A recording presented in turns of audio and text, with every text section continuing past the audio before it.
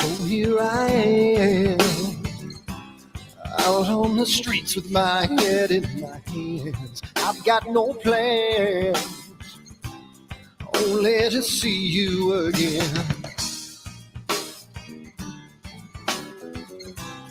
Don't get me wrong, sometimes I like being kicked on the ground. I'm not that strong, but then I come to my senses. Yeah, I'm coming. You can feel my power, and I feel what is real when she feels me. And I feel what is real when she feels me. And I feel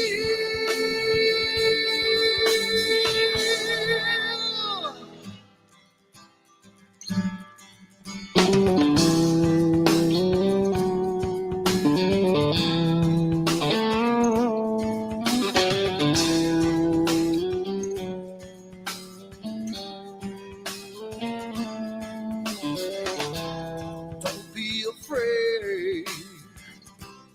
Don't do that man with the scar on his face. It's a charade. It's just the way you've been living. Yeah! I'm coming. You can feel my power. And I feel what is real when she feels me. And I feel what is real when she feels me. Yeah.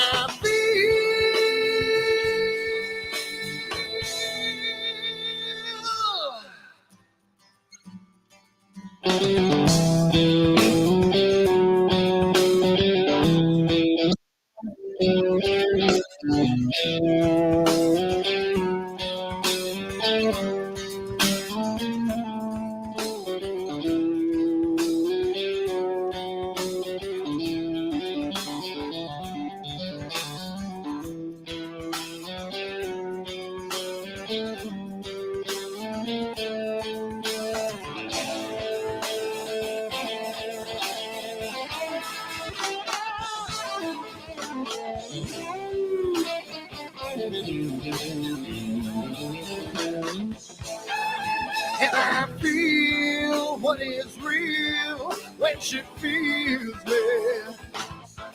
And I feel what is real when she feels me.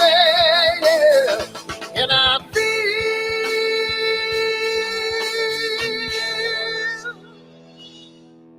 And I feel what is real when she feels me. And I feel what is real when she feels me. Yeah. And I feel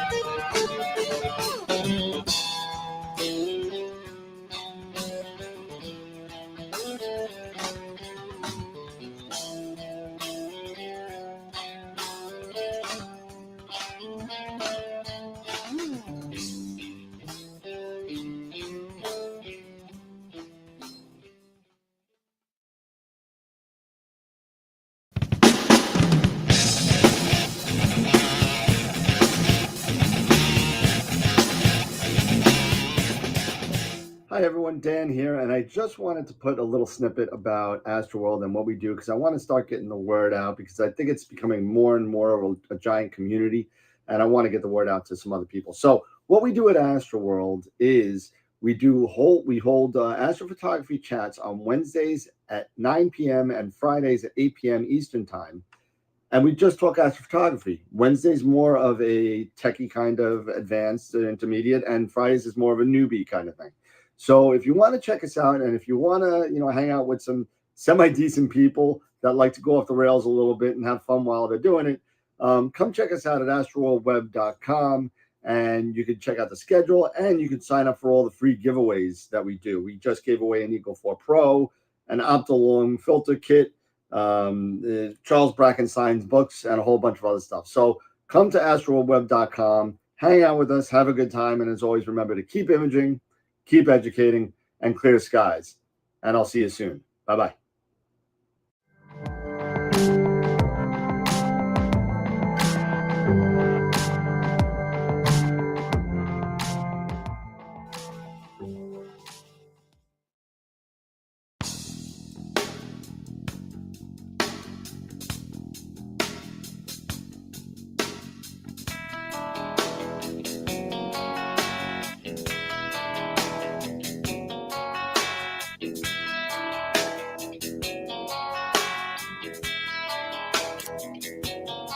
All right.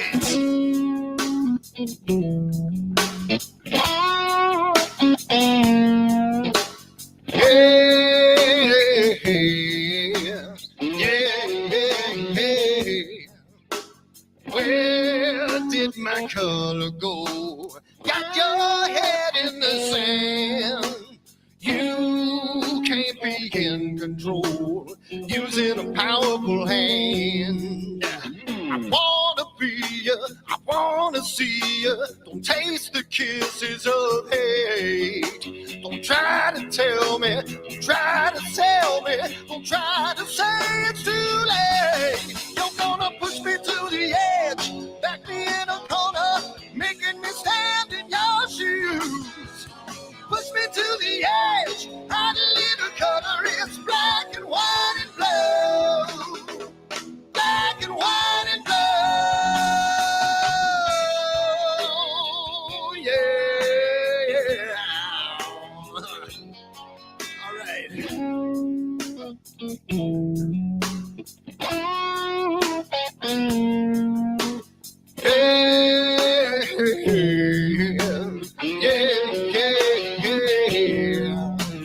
Cat learns to ring a bell. Rat gets free from the maze.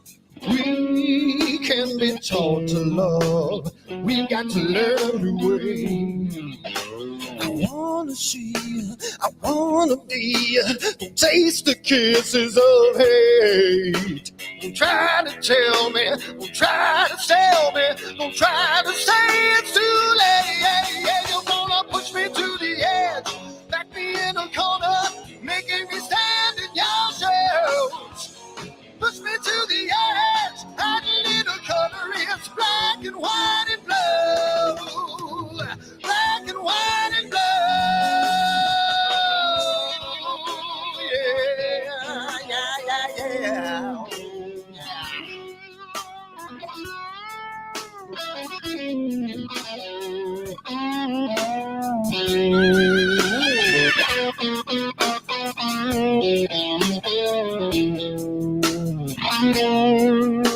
I wanna be, I wanna see, don't taste the kisses of hate. Don't try to tell me, don't try to sell me, don't try to say it's too late. Push me to the edge, back me in a corner, making me stand in your shadows. Push me to the edge, hot little color is black and white and blue. Yeah, black and white and blue. You're going black and white on the edge, back me in a corner, making me stand in your shadows. Push me to the edge, hot little color.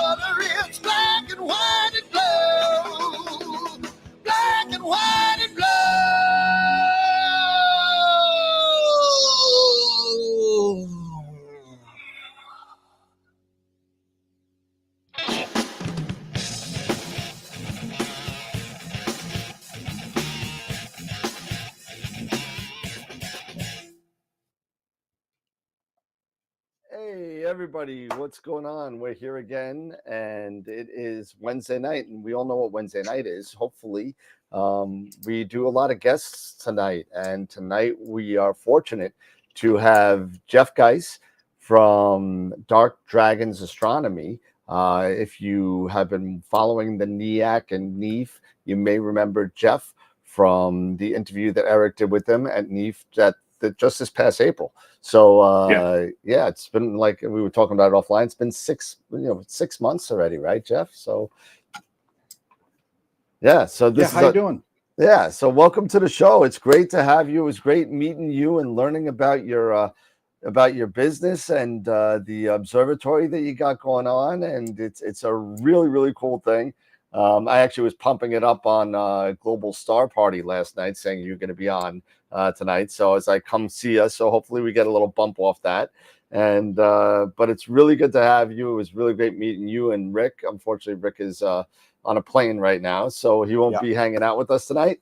Business is business. We got to take care of it, right? We got to take care of the people that take care of us. So that being said, before we get into Jeff and all the great stuff that he has to say, let's really just go over, because we can't do any of this stuff without our member sponsors and our guest sponsors and all the free gifts that they give us and everything, and plus all the great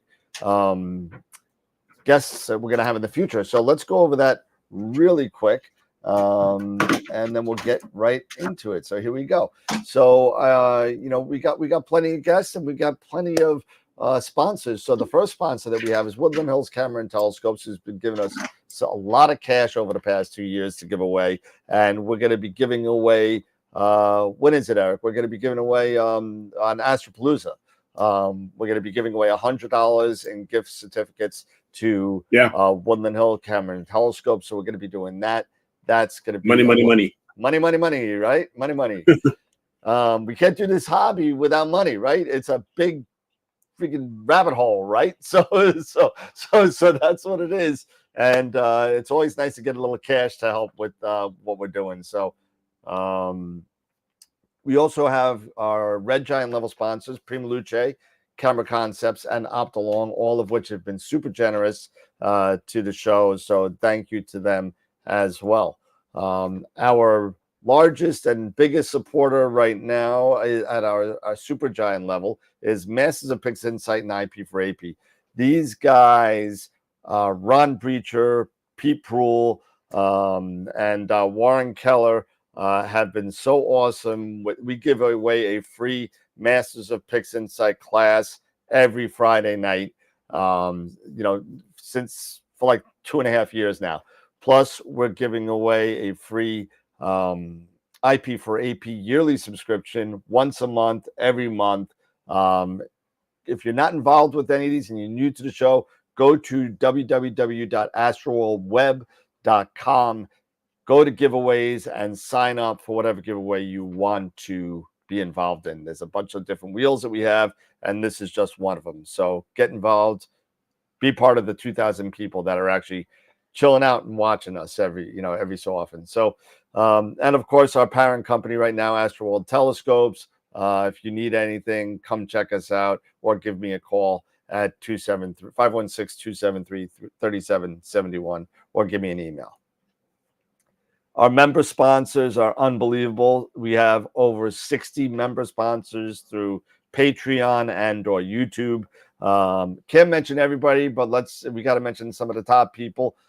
Sean Nielsen being one of the Off the Rails members, Bob and John, Quasar members, Dr. Ascari and Chris Fierksen, Charity George, Mike, Dave, Dan, and Tom over at the Black Hole, and all the other members that we have is just unbelievable. So thank you to everybody for your support, whether you're on Patreon or YouTube.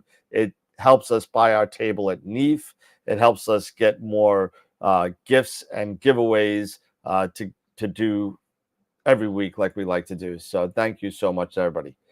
Tonight, like we said, we have Dark Dragons Astronomy here. We got Jeff Geis here. That's going to be tonight for the next hour or so. December 9th, we have Astropalooza 2, an unbelievable event. It's going to be crazy. You got to come see it.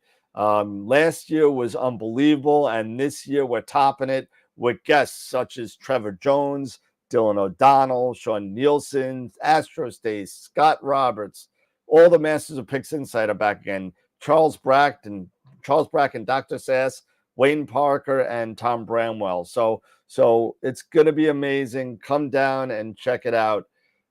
January 10th, Nico Carver is back. Nico Carver is going to be hanging out with us again and going over some of his tips and tricks for astrophotography. January 17th, Maxi Faliares from Argentina and Adrian Bradley from the U.S., all unbelievable astrophotographers that are going to be talking to us, one about his astrophotography adventures and another one with his nightscapes. So definitely come and check us out. Coming soon, as soon as he releases APP 2.0, Mabula is going to be coming on, and Mabula Haverkamp, who is the creator of AstroPixel Processor, is going to be on with us as soon as the release happens, hopefully before the end of the year. So we'll see what happens with that. Then we got AstroWorld Image of the Week leaders. So the AstroWorld Image of the Week winner for 2023 was Tom Peter with 7 images of the week through the entire year. And that breaks last year's record of 6 held by Greg Meyer. So congratulations to Tom. AstroWorld Image of the Month winners, here you go. January, February, March. So we got Bloodstone, Tom Peter, Abe Jones, Jason Pellegrini, Starlancer, Josh, Chris, Greg, Mark, Billy Beckett, Scott Schneider, and Dave Schaefer. And November, go vote. We're in the November voting, right? So start voting for the last one, because that's the last one. And all the pictures of the month winners are going to be in the 2024 calendar, which you could pre-purchase now on astroworldtelescopes.com. So also go check us out on all of our other social media platforms: YouTube, Discord, Twitch, Twitter, Instagram, X, whatever. We're on everything. Go check us out. Our Discord channel is now coming close to 150 people. So it's a really great place to get information, and a lot of people are on it. So that being said, we're going to go back to our regularly scheduled program, and we are on with Jeff Geis from Dark Dragons Astro. So welcome, Jeff. It's great to see you again. It's been a while, but welcome. Well, thank you. Appreciate it. Appreciate the invite. Yeah, absolutely. I mean, I've been pushing Dan to try to get you guys on as soon as I left NEAF. Yep. You know, so I'm really happy that I know you guys are able to join us. We have been busy, let me tell you. Oh, that's a good thing. That's a good thing. Yeah. And instead of just do some kind of sales spiel on the stuff that we had, I'd like to just give you a rundown on how all this started, if you don't mind. Yeah, absolutely. Sure. Yep. If anyone has questions, just throw them up in chat. I'll stop and we'll answer. The best part about our hobby is the conversations that we have. I don't know if you guys agree with that, but yeah, down at the observatory, we're part of a big club where we have the club we belong to owns their own dark sky site. Well, as dark as you're going to get for the East Coast, probably swamp skies in South Carolina, but nonetheless, there's a bunch of astrophotographers down there, and there's a bunch of visual astronomers down there. And on any given Saturday night that's clear with no moon, the place is packed, and we just have a blast, and the conversations go all over the place. So, and that's kind of where this story starts, at that club. I started astrophotography, I don't know, a decade ago, but it really kick-started when I met Rick, who couldn't be here tonight because he was on an install for one of our customers, and it ran an extra day, so he does send his apologies for that. But if it's okay, I would just like to start by just running some of these. I can enter full screen here, and then I just share my screen, and you should be able to see that in the window. And not yet. Not yet. I want to share this. And yeah, we got something. It's not showing the full. Here, let me maybe back it out of full screen. So I tested this and it's not showing that, is it? I got looks like I got the top part of your screen here. Hold on a second.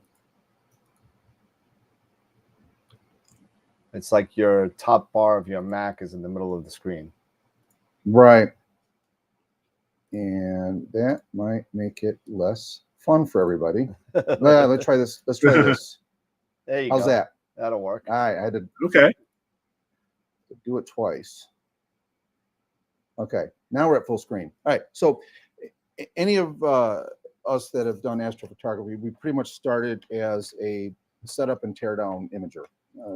Most of us didn't start with an observatory, so being able to pack everything in the car, and that's kind of the norm. And some people, that's all they get to do. That's all they can do. We were fortunate, and our story will show that our club allows for its members to build their own observatories. So it all started with this little box, a little concrete form. They, concrete pour. There I am after we did it. That was the beginning of our little observatory. Well, then it grew, added a little extra section to that. And then at this point, me and Rick we've become friends. And I said, hey, Rick, I got this big pad down there. I have no plans on building anything on it right now, but I just kind of wanted to placehold that space because it was a good spot. I told him, I said, hey, use it anytime you want. So here we are on one of the first nights that the concrete was cured and we set up, and we're still carrying everything down with our cars. Then, the next thing you want to do is get a pier put in. Well, you don't necessarily need a building to have a pier put in, so I built my own pier and installed it. Now, I don't know if anyone's done this before, if you've built your own pier before, if you've got a facility that you can place a pier or a backyard that you can put a pier. I'm kind of a do-it-yourselfer, and I'm kind of a miser. So, believe it or not, when you got one of those EQ6 mounts, a brake rotor from a Malibu is a perfect adapter plate. I mean, it's the exact size that you need it to be. That's awesome. Right. That's great. So, and you can see I'm doing this in the garage. Actually, I'm just building this stuff at home, and I'm taking it down to the observatory and testing it. And there it is with the old EQ6 that I bought, my original mount that I had for a decade. Here it is installed on the pad. Once again, there's the concrete pad. There's the pier. It just made it a lot easier not having to bring the tripod every night. It made it a lot easier not having to find north every night. It was a lot quicker. You still had to bring the mount down and all your gear and your scope. You had to mount everything. We've done that. We've all done that. Yeah. Then Rick built. He got a pier. And you'll see it here. There's pier. He built one too. A little different, but it's fine. It works great. Well, then pandemic hit, and we were kind of stuck. So we're like, well, let's design the actual building now. So we got into Fusion 360 and we taught ourselves how to design this stuff. And there we are. There's our first kind of idea of how we were going to build our observatory. Wow. Right. And they're like, well, how are we going to move this thing? Right. We got this big roof. We don't want to, just pull it open. So we did what a lot of people did is we bought one of these gate openers, right? Bought one straight from Amazon. And I mean, I didn't have it an hour and we were already ripping it apart. We wanted to know how this thing worked. We wanted to know how we can co-opt it so we could use it the way we wanted to use it, not the way it was intended. Been taking pictures of all the boards. And we're like, oh my God, that's going to be kind of hard. We have to rip all that electronics out. And then this is where kind of the beginnings of Dark Dragons is. I work in heavy industry. Often I'm on a bulldozer. And, okay. I mentioned earlier when we were before the show started, I run a landfill. I've been in that waste business my whole life.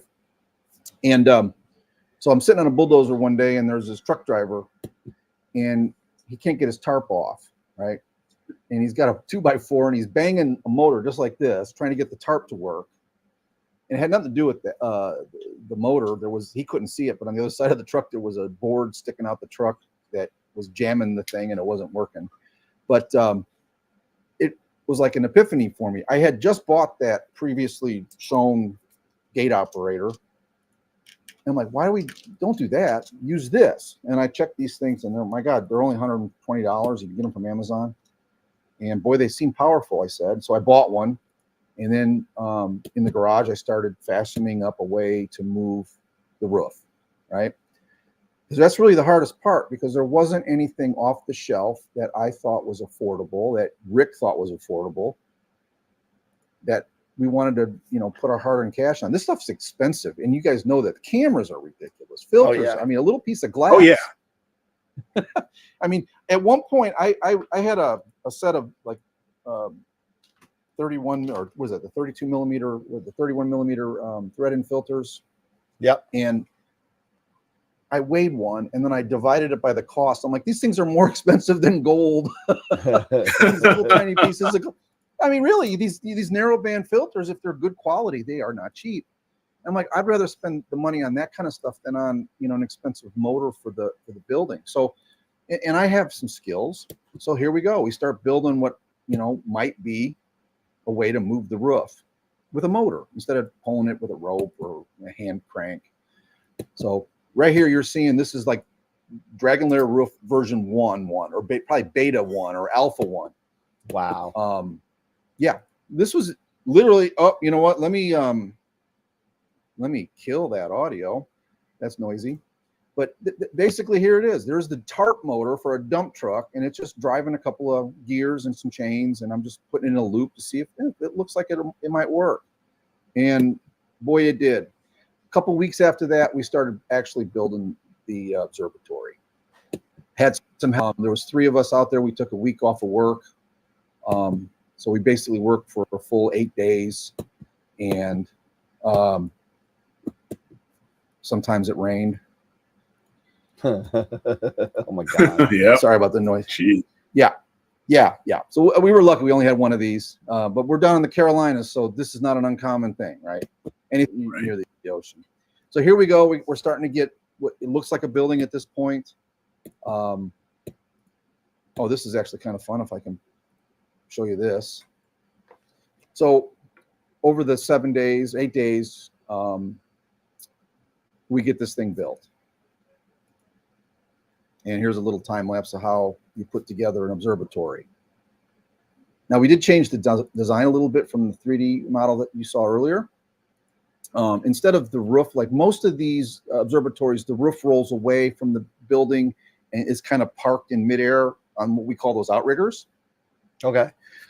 Yep. We decided to put our control room in between where those outriggers normally would be. So that back area now becomes our control room. And you'll see pictures of it inside. And it really has worked out great. And we haven't seen another one like it. So basically, it just looks like a big, long building with the roof that rolls off. Wow. Forward. There's the roof. See the roof getting moved a little bit? Yep. Putting the timbers in. So this was all done in 8 days. Oh my God. You come to my house anytime. Don't worry. So then this is inside. This is where the control room is going to be. But the most important, we were in May in South Carolina. It was already 90 degrees. So the first thing we needed to do once we had a walled off room was put the air conditioning in. There I am. We're doing work. Now, this is an important one because that little roof motor that you saw me working in the garage, this was our foot of it. Now, at this point, behind that white piece of steel is that tarp motor, and it's basically just running a couple wires down to a car battery, and we're just going to hold them to the contacts. There we go. So There proof it goes. of concept. Yeah, proof of concept. The roof is being moved by this motor. I'm like, okay. Now I saw some instant problems with it. The gears weren't high enough. You can see where I've added those little, extra pieces of angle iron to get the idler wheels a little taller, but it worked. The concept was there. So we move forward. We get the tin on the roof. We get the doors installed. We're astronomers, so we're there all night. Got to have a place to sleep, right? There you go. This is get our desks in, and then I start working on version 2. with taller idler wheels and make it a little bit. It doesn't look pretty, but it was all about function. We're trying to make this thing work, right? Here's the first time there was an actual telescope in the observatory. Still got wood on the floor, and there's still 2x4s. Rick's piers back in the corner. He hasn't even got it in yet. We're running our fiber optics in. We're pretty lucky at our club. We have gigabit fiber right down to the network, or right down to the observatory. Wow, That's awesome. And each of the observatories have fiber directly into the building. They had a lightning strike about 7 or 8 years ago, and it took out a bunch of what do you call those eagles? The control system. The Prima Luce Eagles. oh Yeah, took out a couple of those. Took out the no. boards on a plane wave. Took out motherboards on some software BIS MITs. wow. I mean, it was That's yes. not good. So the club said no more, and it went through the network cable. It didn't go through the AC voltage, because all that was managed. The networking. So over the next couple of years, the club went to 100% optical fiber to each of the buildings, so there's no chance that you could get one of those again. There you go. So Rick That's the gets his Ioptron 120 in there. You can see my EQ6 back in the corner there. And now we actually get to start imaging. Well, we had to modify his pier because the new mount, so we just built one and welded it up ourselves. Used basically some dimensions that we found online. Put in some security cameras, right? And here we are. We're actually got 2 rigs. At this point, I just traded up to an EQ8, which I still have. Great mount. Okay. Yeah. Okay. I got one on my pier. no, that mount is awesome. Now, I had to modify it because it's got a design flaw. I don't know if you knew about this, right? The stepper motors are on the one side, on both sides. So if you go like unmounted, the thing will always rock to the left. Yep. Well, I just put a bunch of weights on the right. There you go. So I got a stack of plates like 3 inches thick of steel plates bolted on the right side of the mount, and now it'll actually balance with nothing on it, and it tracks a lot better, by the way. I'm so sure. now Yeah, we're actually starting to get to work here. And guys, if there's anything here that you want me to stop at, I'm trying to run through this early part quick because No, there's a that's lot of okay. cool It's stuff good. at the end. And here we are. We got a fold down rear wall, and we're starting to image. We're starting to get good data. Starting to get good tracking. I mean, look at that. Wow, look at that graph. 0.43. Jeez.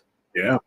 Now, this is what happens when you have an observatory. Number one, even a little bit of wind is blocked by these walls. Once you get these mounts permanently set on a really good pier and lock them down, you don't have to mess with them. It's such a luxury, I know, and some people just don't have that option. If you do, I highly recommend it because it's very possible you can get results like this no matter where you are. And then basically me and Rick just kind of commingled all our astronomy gear. Yeah. So at some point it stopped being like mine or his, it was just ours. So at this point we got all our scopes on. Yeah, just which scope do you want to use this this season? Well, it's galaxy season, so let's take the RCs off the shelf and put them up on there. Yeah, you need a dovetail. We got all the dovetail. You got a comment on there calling it astro porn. So it is. It is. So let me click on make sure I got the comments on so I can see those as they come in. I don't see them yet. Not seeing those, so maybe they're in another place, but that's fine. If you see any questions, just forward them to me, okay? Yep. Let me know or speak them out. Sure. Yep. All right, so let's go back to the video. So, we start having some fun with this thing. We're imaging, and the roof's working pretty cool. Now, at this point, it's still all manual, right? So what you guys saw at the show hadn't even been thought of yet, right? So at this point, Rick's probably in the back there holding the button down, and I'd wanted to get some video of it, opening the roof. We were still pretty proud of just the mechanics of it, right? That we came up with this. Then we added red lights so we could run light at night, and if we needed to maintain something, we could go and dim the red lights. And because this is a shared facility, there's a lot of people out there, there's a lot of visual guys out there. Sure. We got to be very sensitive to that. So we built this facility, or we built our building with like black rubber flaps anywhere that light could get out. We didn't want to, kill anyone's night vision. And then we started getting images like this. This was one that Rick took. Nice. The great thing about when you have an observatory is now you're no longer having to race to get an image. You can relax, right? You can spend time and breathe. You can soak your camera with photons. I think he had like 25 hours in this one. Wow. Here's my heart. I got 35 hours in this one. This is bicolor. Yeah. I was just blown away when I was able to get this in South Carolina, right? Horsehead, just an HA. But the detail, because the number of hours, you can just really get lots of great detail. And oh, by the way, there's, except for a basic stretch on this, there's no processing. Wow. Okay. And then the hard floors were getting kind of, a little cold. So we decided to put some carpet in, make it a little more homey. Nice. Yeah. Why not? It's just a continued. Yeah, exactly. And then I always joke that I wanted a pizza oven if I ever built my observatory. So we put a pizza oven in so we can make sure we got a refrigerator. Nice. And I'm not showing the whiskey shelf. That's on the back side there. But Oh, anyways, that's something Dan continue would appreciate. There you go. continue to image. We continue to grab frames, and this is kind of the way it was for about a year before things got really crazy. But we'd spent a lot of time down there. We could image. This is one that we both did together. We had two refractors that had about similar focal lengths, but they had the same camera sensors, right? So we did a long exposure soak, and this is called the Hidden Galaxy. And what's interesting about this one is that you're shooting through the core of the Milky Way to grab this from the other side. So it's very faint. Yeah, and it's easy to mess up because there's so much noise in between you and it. But we were pretty happy with how that turned out. That was like our first collaboration, two different scopes. He ran RGB with an RGB camera, and I ran just the narrowband and the L, because that's all I had the filters for on that rig. He taught me K-stars. We basically started using Indy or Linux exclusively with the Indy drivers. Now, this is a milestone. So that little device right there, that red board and that little blue board. Yep. Rick was working on this in secret. Then he shows up one day and says, "Hey, look what I made." What is that? That's cool. He's like, "I think it's going to be a roof controller. Let's see." Now, I don't know if you can notice, but you see the blue cord in the bottom there? Yep. Yep. Yep. That Ethernet cord. Yeah, I got it. Yeah. So now it's networked. So and then he writes the software for this thing, and he writes an Indy driver. And then now Indy can connect to it. K-stars can connect to it, and now we can remotely run this thing, and it can shut down by itself, and it can open and close by itself. And there you go. This was just, this was just for us, guys. We were just because we wanted to do it because we wanted that functionality of our own building. Yep. Yeah. Let me see. Let me make sure I turn the volume down. There you go. So now the motor is being run by the MOSFETs on that blue board. So this was kind of a milestone for us, but this was still, we weren't really sure where we were going with it. We were just doing this stuff for ourselves. Now, here's something interesting about our observatory. The whole observatory is DC voltage. Okay. You guys know the difference, right? Between AC and DC? Yeah. Right. Yeah. So, all of our equipment is basically DC voltage. Yep. Most of it's 12, some of it's 5. Right. So whenever you guys go out, like I remember when I was first, thinking about getting out of the backyard and going down to a dark site, I'm like, well, I got to make sure I have a battery. I got to have voltage converters for those things that aren't 12 volts. I got to have all this stuff that's really for the equipment to run, because I'm not going to have, a outlet to plug into down there. Well, when we built and designed this thing, we wanted the whole thing to run on DC voltage. So basically in those boxes on the floor, there are just a couple of trolling motor batteries that you'd see on a fishing boat, deep cycle batteries. And then we run that DC wire is run through the whole building. So now instead of having to use those little, those wall warts that we're all used to seeing that fail. Yeah. We use small, like very reliable solid state voltage converters or boost or buck converters, and we run everything off of that.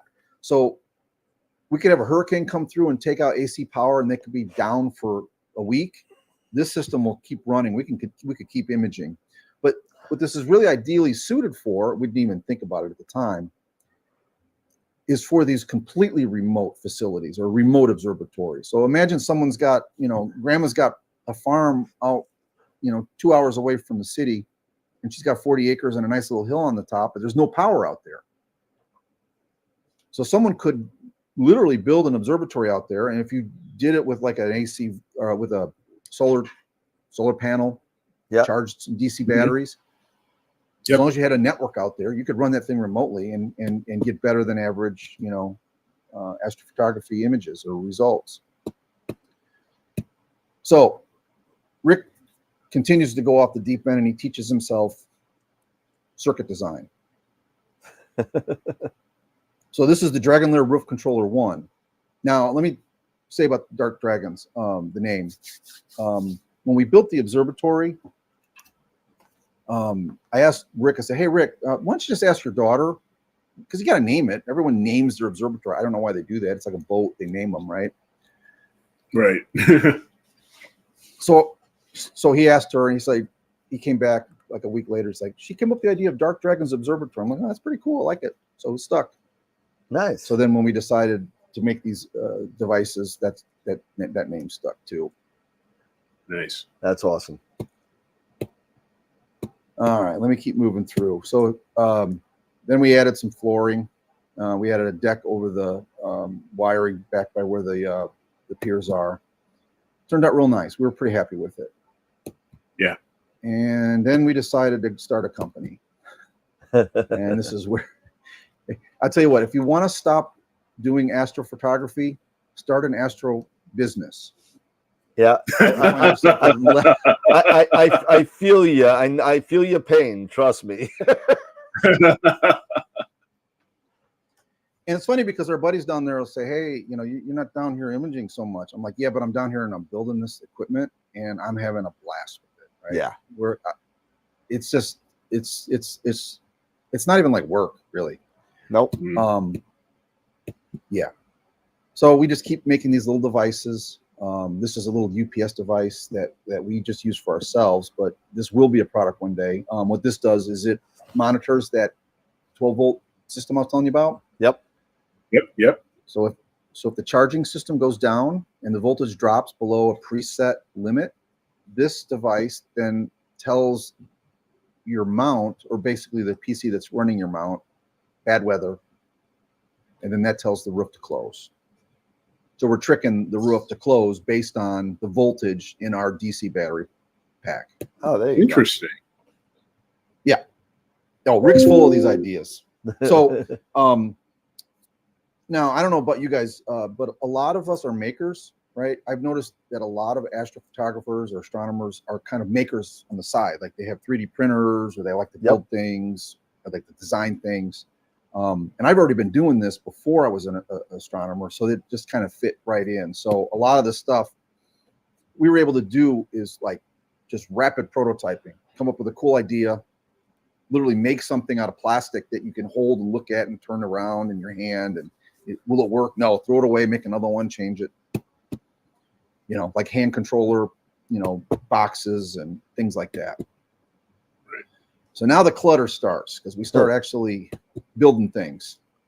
And then we start designing logos, and we come up with that for our company's logo, which we like. Then it's time to update that version 2 on the wall. So we get into Fusion 360 and we start fiddling around with it, and we start looking at like, well, let's make it look more professional. Let's use, better metal. And let's use instead of me making it in the garage or in the shop, let's, find a fabricator that can cut these things precisely. We do a lot of 3D design for cases and enclosures. We do a lot of rendering, so we can look at these things before we spend money on them. Here's our little workshop. Here's more board prototypes that came in. And this is all before NEAF, guys. This is like the 6 months before we met. Yeah. Yep. This is all this happened. This was like time compressed in a 6-month period. And then here we go. We got our first metalwork from an online prototyping facility, and we've stuck with them because look at the cut of that. It's just perfect. You know, no more, you know, Jeff using a grinder to try to make a slot or some weird, you know, cut. We're using good stuff. We're getting good stuff made. And, you know, a couple spray cans of spray paint, and we get it up on the wall, and it looks a lot better than the one that, you know, it replaced. All right, now, so this is the beginning of the actual company. I'm kind of jumping around a little bit, but as we had these devices on our walls, we were still using them for ourselves. And our friends who have buildings down there were like, man, that's simple. Can you make us one? So this was a friend of ours, observatory. He's like 15 feet away from us. And that was the system he had to roll his roof off remotely. And it started to fail, and it wasn't really reliable. So we come up with some new ideas for him. And another one of our buddies down there had a roof that was so big he couldn't move it. So we came up with another design for him. And then this is what we ended up, the one that was a jumble of wires. This is what it became. Very simple, works. Press a button, roof moves. Yeah. We're trying to make it easy. Right. So then we get into now we're looking at, okay, we're going to go to NEAF. This is November. Last year in November they opened up the slots for NEAF. We're like, okay, yeah, we started a company. We're going to do this, so we're going to go to NEAF. We have to have a show product ready, something professional, looks good, can't be 3D printed. So these are some of the preliminary designs of what we were looking at. And then, you know, anyone out there that's done 3D printing, that's something that's going to happen. Yep. Mm-hmm. Yeah, 10-hour print, and you come home and that's, you know, bird's nest. You know, then you try it again and it works. All right. So now we're getting to a product that, this is the one that you guys actually saw down at up at NEAF. So we had that ready. It was working. The firmware was updated. Rick was putting some interesting ideas in there. This is when we added the web server onto the device. Up until this point, it had only been an Indy driver for Linux. We didn't even have an ASCOM driver written for it yet. Yeah. So I'm kind of interested in the whole web server piece for, you know, we're going to get into that. access. Yeah, we're going to talk about that. Absolutely. How do you now? Did you guys have Bob Denny on? Twice. Do you know who Bob Denny is? Yeah. A couple times. Yeah. Yeah. Didn't he talk about his alpaca system? Oh yeah. Oh yeah. All the time. Alpaca and the death of guiding. Yes. The alpaca is absolutely brilliant. Okay. So Rick, as a software programmer, because that's his day job. Yep. As he's writing the ASCOM driver, he gets in there and he's like, hey, there's this thing with ASCOM and no one's talking about it. I'm like, really? Tell me about it. He's like, now on Linux, Indy already had something like this. Remember, was it StarMate? StellarMate. Yeah. StellarMate. Yeah, they got a new. Yeah. I think they got a new version out right now. They but it do. was based on Linux. I'm looking forward to checking that out, to be honest with you, because I did a video on the StellarMate 1 about, I don't know, 2020, and I did some stuff to that machine that I had to take the video down. Yeah, man. Yeah. But yeah, I'm looking forward to StellarMate too. So yeah, this one's a lot. I'm sure there's a lot. It has many more improvements, especially now that it's more Linux based. Well, here's the interesting thing about that StellarMate, because it ran on Linux, right? Yeah. Right. Did it run K-Stars? It did. It did run K-Stars. Yeah. Now, what's great about Indy is that it allows for web devices. Right. Yep. So you can put a little Raspberry Pi that is running a very pared down version of Linux, and you can just sit it right on the pier, and it only runs the drivers, and then it basically like port forwards everything that it needs to the computer that's actually doing Running, the right. bulk of the control system, right? Right. Well, that's what Alpaca basically does. So it's this, it allows for this web interface. So that Ethernet connection that's on the devices becomes more important than just, just data pushing. allowing ASCOM to Yep. connect to it, right? Yep. Right. And then it also does the driverless installs, which is also a game changer. I don't know about Yes. you, but in when I started this hobby, I don't know, how long have you been doing this, guys? Oh, since film? Okay, so Yeah, a he's long been time. doing it I'm much talking- longer than I have. I've only been doing it, like for about 6 years now, maybe 5, maybe 6 years now. And he's already better than well, then me. you- So But you remember, when you had to scour the internet for drivers? oh yes. Oh no, yeah, I'm in. yes. I'm in IT. Both of us, we're both in IT. We Yeah. do that all the time. Yeah. We're scouring the internet for drivers on almost anything and everything. It's horrible. And you can never find the rando one that you kind of want to find out. You go to 14 different sites and it's always a trap to download their it's malware always or a something. Yeah. Well, see, here's the thing, because I'm a cheapskate. I shouldn't say cheapskate, but I'm just frugal. I mean, this is an expensive hobby. Yeah. And if you can Oh, save yeah. money on it, you got to try to save money. So I buy a lot of used equipment. So you'll buy it and I'll tell you what, I got a Lodestar, the original Lodestar, the one that had the problem with the little USB cable. But yeah, right now, it is, in my opinion, the best guide camera you can have. It's so sensitive, you never have a problem getting a star, no matter where you're at in the sky. And I've never bought another one. It's just amazing. It's an old CCD style camera or sensor. Yeah. But getting the drivers for those, Now with the Alpaca, the protocol for Alpaca allows for these driverless devices. Devices, yes. Now, if you guys are in IT, it's kind of beyond me. Like I said earlier, Rick is the tech guy, and I get what he tells me, but I don't necessarily understand it 100%. So what he did with the device first is he was in that ASCOM protocol writing the ASCOM driver, because we needed to have an ASCOM driver, even though we were running Indy, we were running K-Stars and Linux on both of our rigs. Now that we got a product, we know more than half the world's going to be using Windows. Right. You've got to have ASCOM. Yes. Right. Yeah. So as he's researching, how to write an ASCOM driver, he's like, okay, I found this codicil of Alpaca. Like, interesting. He was telling me about it. So then he starts doing some development on that and starts testing it, at our observatory. Now this is before the web server went in it. So this is just the driverless portion of it. And I'm like, oh, how cool. Then you download Nina, or before I was a Linux guy, I was a SGP guy. I love SGP. Yeah. And we met those guys at NEAF and NIAC, and they're really Jared cool. and those guys. Yeah. Yeah, they're great. Yeah. I keep up my subscription to that because I don't want that to go away. Anyways, just being able to go into one of those Windows programs and install that piece of hardware without downloading anything from anywhere, just finding it, and it's black magic. Yeah. It's like plate solving. I don't get it, but it works. So then Rick, several weeks later,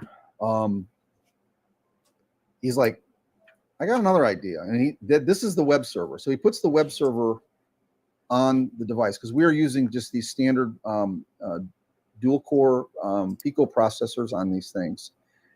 And he just ran a little web server on it and basically says, okay, now you can control the roof from the web server. So basically you just point your browser to it. Yep. And you can open and close the roof. And now what I've found is I honestly do that more often than I do like any of the automated stuff. Wow. So I'll like VNC into the network. I'll just go right to the website for the roof, press the button, then I open up the Wisecam page and watch it close. Or open. I want to just make sure that did what it was supposed to do. Right. And it always has, knock on wood. But because it's an hour away. So if something happens and it's a Tuesday night, you got to drive an hour. I haven't had to do that, knock on wood. Well, that's good. Anyways, so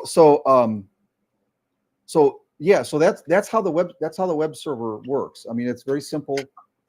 small line of code that runs that little web server, and it just shows our, it shows a logo and what you can do with the device. Yeah, that's all. So what else did you want to know about that? Well, go ahead, Eric. Go ahead. No, yeah.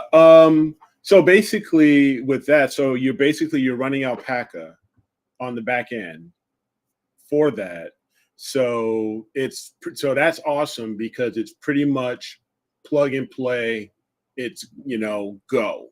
It talks directly to your imaging software, right? Your imaging software. Yes, it goes right to your imaging software. It doesn't have to, go through a lot more of those hoops now that you have to deal with ASCOM originally, right? Now, what happens to that PC that's run? Here's the question: what happens to that PC if that PC that is running Nina or SGP or whatever software you're using, if it goes down, fails, hangs, you can't reboot it? How are you going to close the roof? That's a very good question. Use my cell phone and point it to a web browser.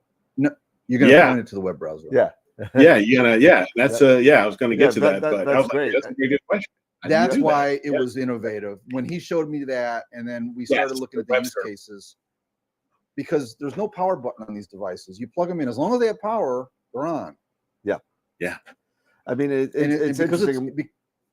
I'm sorry. We've had Bob on twice already on the show over the past couple of years, and I got to hang out with him quite a bit at NEAF as well because we've never met each other. The second show that he was on with us, he actually had a power outage and had to do it from a Starbucks parking lot. So I remember that. Yeah, so he was in the middle of Florida with his laptop on using Starbucks Wi-Fi to come on the show. But Alpaca has always interested me, but it also interests me it hasn't really caught on yet. It hasn't really gone crazy. A lot of people, mount peoples in particularly, aren't really jumping on the Alpaca bandwagon again, just because of the cost of creating everything differently again. Well, that's what's interesting because we started with it. If you're starting with it, boom, you're in. But if you already have ASCOM platform driver, a lot of people are. You may not want to spend the money to invest in that, updating that. We've made the commitment to any device that we devise or come up with is going to have Alpaca hardware. Nice. Now, there's a difference between Alpaca hardware and Alpaca software, right? Yep. So you can have a driver that connects to the software and it does it with Alpaca, uses that Alpaca protocol, but it's still software based. Ours is hardware based, which means you don't need to download anything, as we said earlier. So. All right, I'm going to share my screen again. Now, real quick, go ahead, Jeff. If we did have one question, and I'm not sure if there's something you'll maybe touch on a little later, but Ernie was asking, are they going to sell the small observatory kit like the demo they had at NEAF? Well, that's funny because that's the next slide. Okay then. All right, Ernie, there you go, man. No, we're building. So here we go. So as you know, this is why we met you, and this is why we had him 4 deep at the table. Was this little thing? Yeah. This was never meant to be a product, guys. This was meant to just show off the hardware and electronics that we were coming up with, right? And then we're like, well, we need to do it. It has to be small. It has to fit into a 10 by 10 square, building or a booth. So we came up with this thing, and we were kind of shocked that everyone, like, oh, I want that. When's that going to be available? Yeah, it's true. Yeah. Right. When's that going to be available? Oh, I want that. Well, there it is right there. This is the one we took to New York. I mean, this was it. We built it and we took it down and laid it against the back wall of our observatory. And, and then every Sunday or Saturday, we would, as we were testing it, we would build it again. We got so good at building it, we could put it together in 30 minutes or less. Wow. Yeah. Using these tiny little motors. Yeah. There's against that's awesome. the big building. And then we're like, well, we got to have a demonstration. We got to have a scope in the middle. No one would believe it would work. So we put a little 8-inch RC in there. I say little, but the scopes that we're working with now, this is definitely little. Yeah, exactly. Now, if you remember, it wasn't finished. It looked just like this. We didn't have any, cladding on it. We didn't have a front door on it. Yep. We wanted it was a skeleton. But the interesting part for the folks that didn't come to NEAF, right here, are these slides. So what we do is we use these industrial drawer slides. Often you'll see these in heavy equipment trucks where they got their big impact wrenches and big parts will be at the bottom shelf, and they're big. Yeah. These things are rated for 500 pounds. And we found them, fairly cheap online, and we got them and we installed them, and it slid real nice. Here we are putting the thing together. It's our buddy Justin, and we're using basically the same style of gear system as the big building. A couple of idler wheels. There's the Dragon Lair right there. No enclosure, just bare board. We had designs for the enclosure. I had an order in for our manufacturer for the enclosures, but guess what? They didn't show up until the week we got back from NEAF. Bummer. So we were scrambling. We were like, well, we have to show our equipment off, right? So we built this little aluminum board, and we got some signs. We did the best we could to show our best face forward. We also had a couple other devices. We had a Dragon, we call it Dragon Fire, which is that device in the middle. It controls power. That actually allow you to power cycle like a Nook, right? Okay. Or a camera. Same thing, because it's got the wireless, or I'm sorry, the driverless hardware alpaca, and it has the web server built in. As long as your network was up, you could reboot that computer that was hanging. One that we were talking about earlier, Eric. Yep. Yeah. And then we got to NEAF and we saw that Pegasus Astro had, and we said, we're not going to develop that rest of that. Theirs was better. Those are nice guys too, by the way. Highly recommend their stuff. Our booth was right next to theirs, and they had that Ultimate Power Box. That was the launch for that product, and we saw it, and we're like, nope, we're gonna not spend any more time on the fire. That's Evans and Andrews. Right. Yeah. Super guys. Yep. So stuff, for the booth. There's NIAC the day before the show. I mean, look where they put us. We're right in front of Prima Luce, and you can't see it. In front of us is Planewave. Yep. And over here to the left, remember, Software Bisque. Software Bisque, and I'm right like, on the other side. Yep. Yeah. And I'm like, pressure. Right? Pressure. But on the second day, we had the guy from Software Bisque. There's the motor on the table. See that on the left side, that little motor with the white. Yep. Yeah. The little motor there. Yep. I remember that. The guy come over. I forgot his name. Sorry. I'm sure I'll remember it after the show. But he comes over. He's like, "Can I borrow your motor?" I'm like, "Yeah, sure, go ahead." And he takes it back. He's got someone looking at one of his MEs. He's got those big ME mounts over there. Yep. I was like, "Man, anything to get a sale, go show him, whatever." And then he takes the motor back, and he's showing his potential customer there. And then he points at us, and they're waving. I'm like, "This is an amazing industry."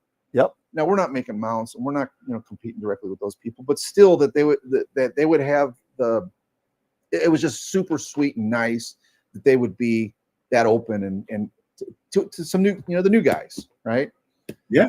There's my family. They came up and they helped us set up, and there's Rick and I before, all proud fathers of our new little baby. Nice. All right. So if you remember NIAC, there was a long meeting the second day, like a long conference. I think that was the keynote, right? I forgot who it was. We weren't there to see the shows. We were there to be part of it. Rick's like, "Hey, we got an hour and a half. Let's sneak out and go over to NEAF and set up." So we took the mini layer in the van that we rented, and we set that thing up in an hour.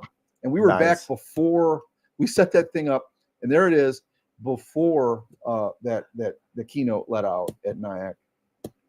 And this is where we met you guys. Yep. And I don't have a whole lot of pictures from the show itself because we were so busy talking to people. And then we get back. On the Wednesday we get back, the enclosures arrive. God damn it. So we would have looked a lot better if we had all our enclosures instead of having just the boards, right? But right. It is what it is.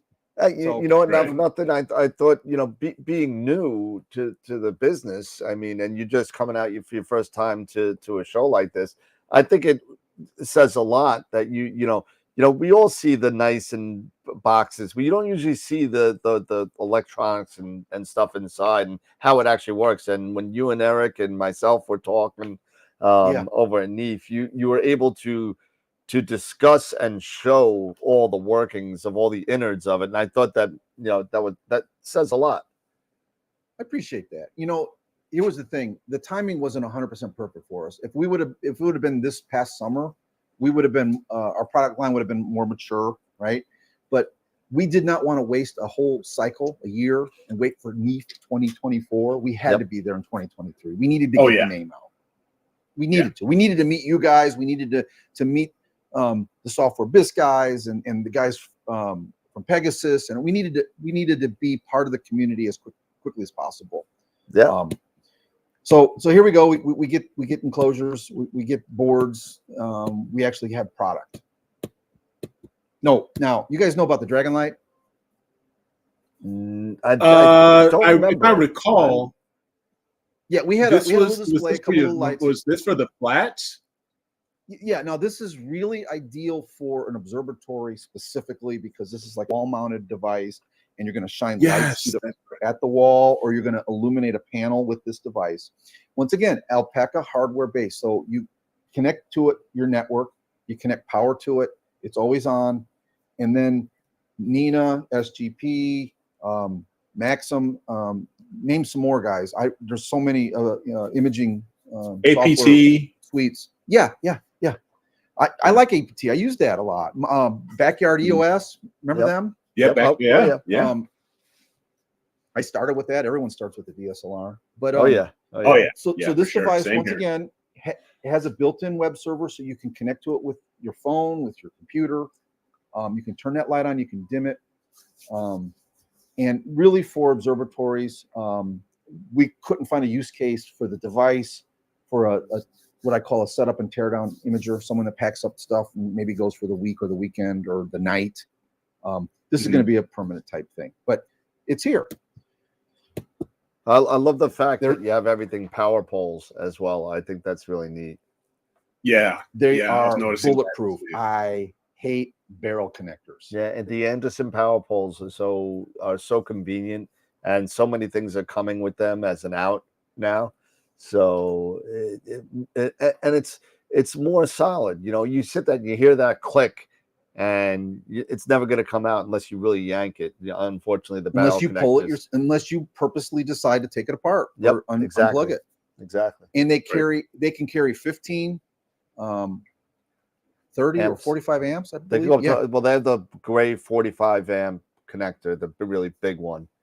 Yeah. Well, these are 45 that we're using because we're using PowerPole 45 amp connectors for the motor because the motors are rated at 33 amps, so we're covered with that. But you're right, and then they have they have a heavier line that goes up to hundreds of amps. Yep. We have no need for those, but they're there. So there finally we have a full, what we call a full Dragon Lair system, which is the roof controller, the motor, the drive system, the idler wheels, and then a properly enclosed, controller board. Now, because of because of NEEF and everyone saying they want a mini observatory. So we spent the month of June and some of July in Rick's garage rebuilding it as a potential actual product instead of just a demonstrator. So we worked on it for weeks and weeks in the hot Carolina sun, and we're like, well, is it going to hold the weight of a snow load? Now, because we met people from all over North America, right? And the guys from Canada, that won't work, and that won't work up by us. It's the roof not steep enough. You'll get snow load. It'll be too heavy. I'm like, okay. So we thought of that. I'm like, well, Rick, get up there. Let's see if we'll see if these drawer slides will hold you. They just slide right out. They had no problem. Nice. Yeah, we're having fun. So then we get some cladding on it, so it's more like a backyard building instead of just a box with OSB on it. And we spent all that time. And after the end of it, we sat back and it was like 95 degrees. And we're like, boy, this seems like a lot of work. We started out to start a tech company, and now we're in the construction business. That's how it happens. So this is what we did, guys. We made the call, and we did this about 6 weeks ago. We gave away the plans. The plans are available on our website right now for free. You sign up for the forum; they're there. You can download the plans, and then you can go to Home Depot and you can buy $400 or $500 worth of lumber, and you can have one of these things in your backyard. And if you can't, if you're not competent with a hammer and a nail and a saw, you can find a local contractor, and a handyman will do this. This is like a dog house for them, right?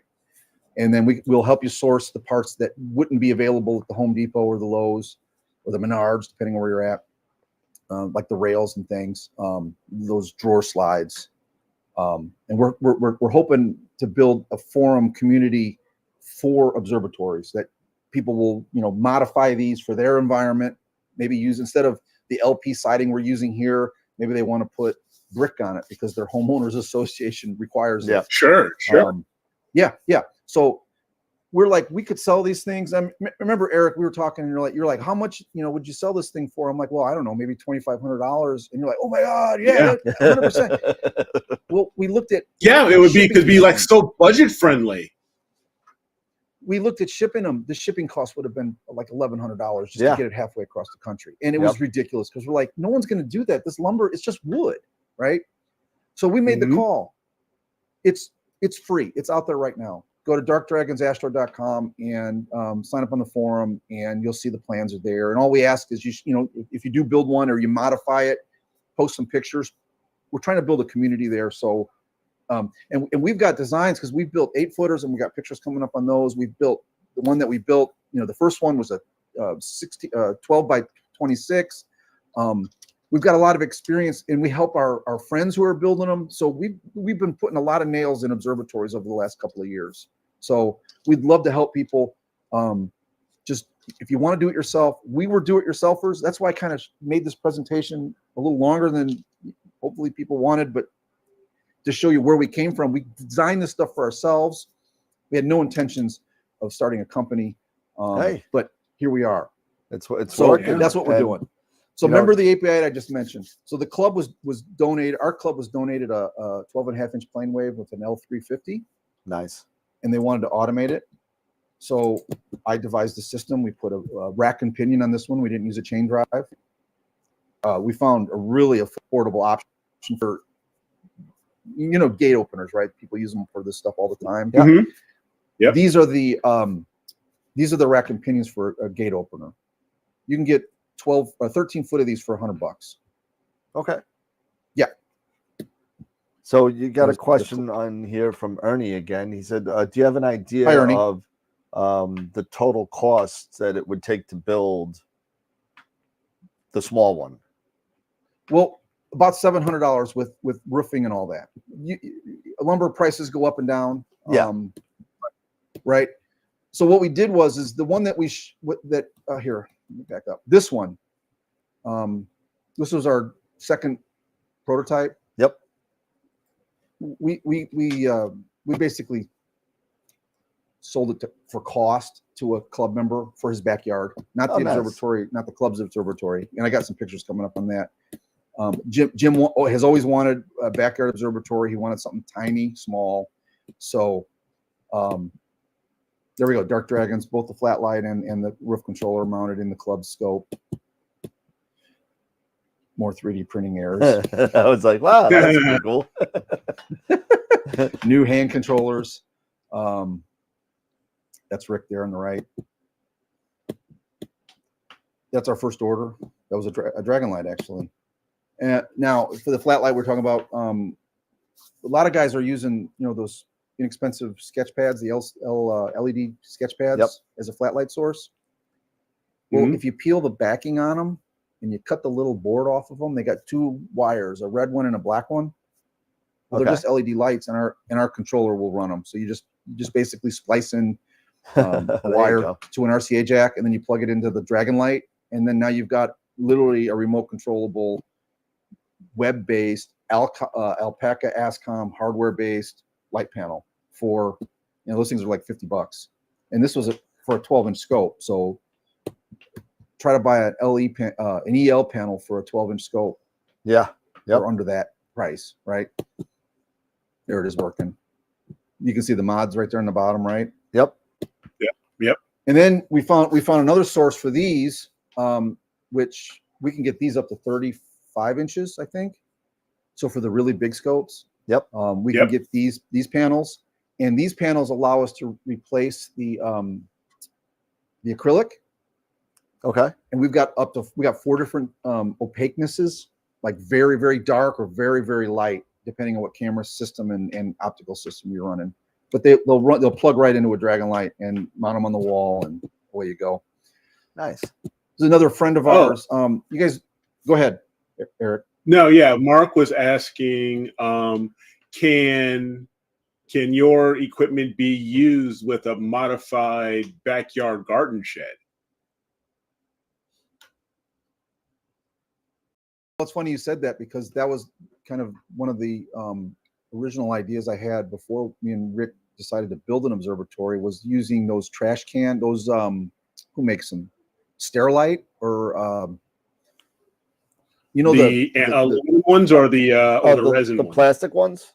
The plastic ones, the ones that are formed like like Suncast? Yeah, Suncast and Rubbermaid. Suncast, yeah. Yeah, Rubbermaid, that's the company, and they have like these little toter like containers, and they look like they got a lid that pops up, and they got doors in the front. Yep. I'm like, my gosh, we could use that we just put our piers in there.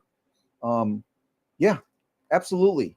Our controller will run any DC motor up to 40 amps, which is a monster. Yeah. Right. And when you see what our motors are doing out in New Mexico, you'll like, oh my gosh. That's why those little tiny motors that were on the prototype that we took to Neve, they're perfect. So yes, you could do that. We've actually got for fold down walls, our controller will also run a linear actuator, right? You guys know what that is? I don't know what that is. No, I'm not familiar with it.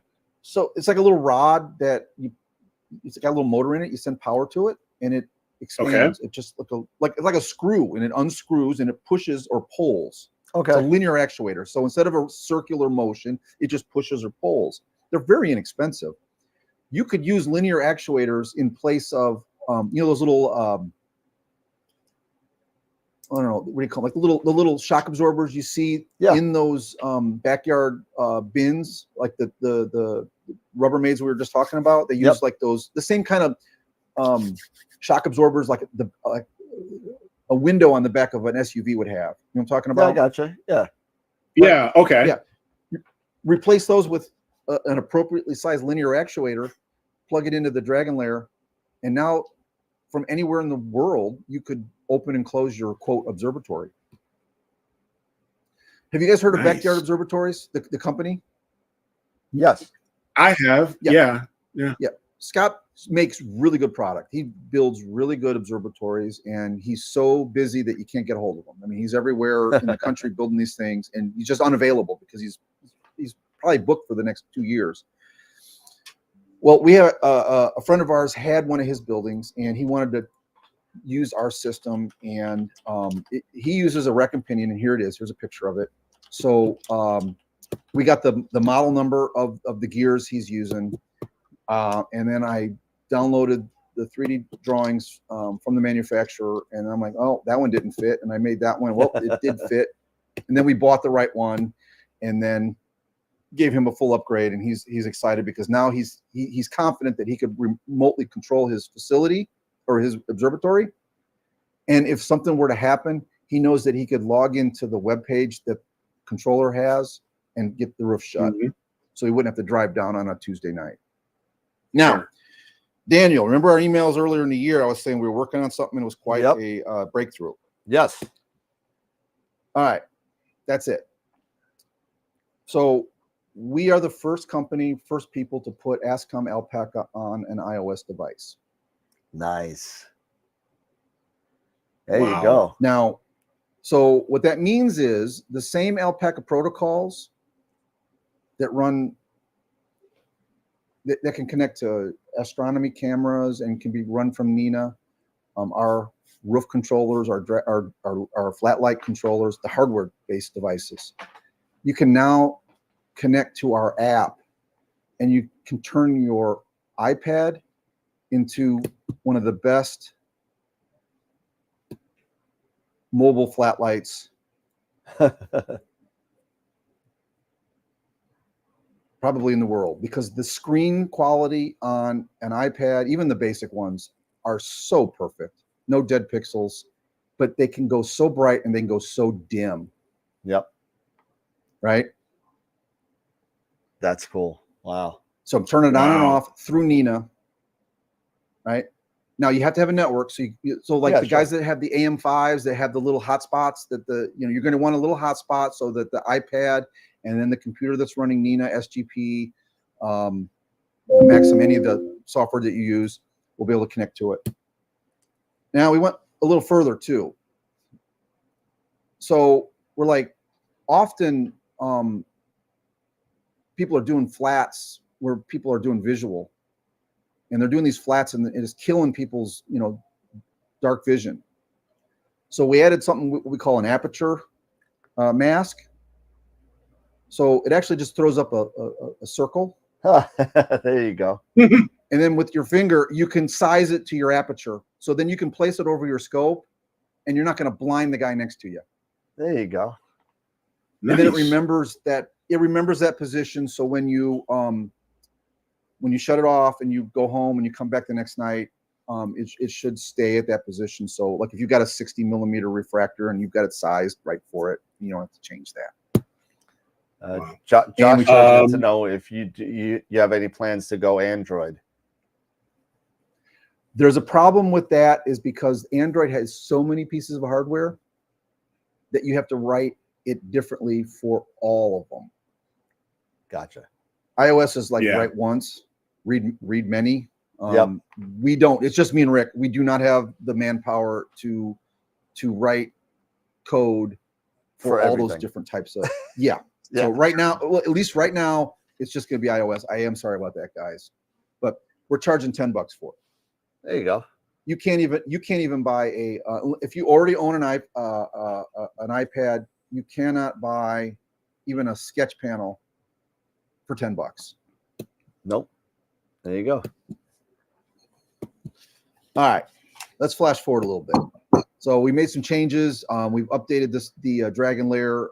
We're now using, before we had some less expensive 3.5 millimeter plugs for the safety sensors.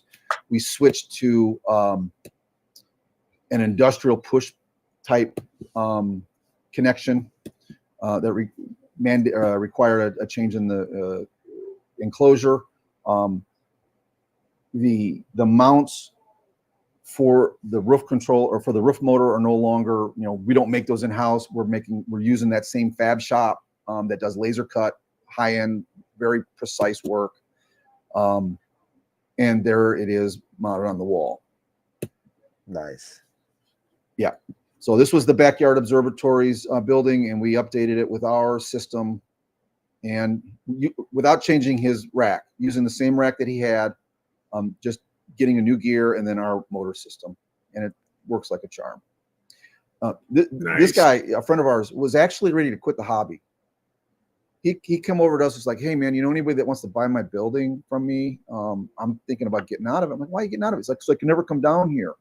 I'm always tied up with life. I have this great building, but I'm not comfortable running it remotely. And I said, well, let us fix that. So we saved one. We kept one in the hobby. Yep. Now there you go. Another one of our friends went so far off the deep end with astronomy that he bought the 20 acres out in New Mexico. On the other side of the Very Large Array. For anyone that's watching, if you've seen the movie Contact with Jodie Foster, that signal was received at, supposedly, as per the Carl Sagan story, was received by that VLA. That's where they filmed that.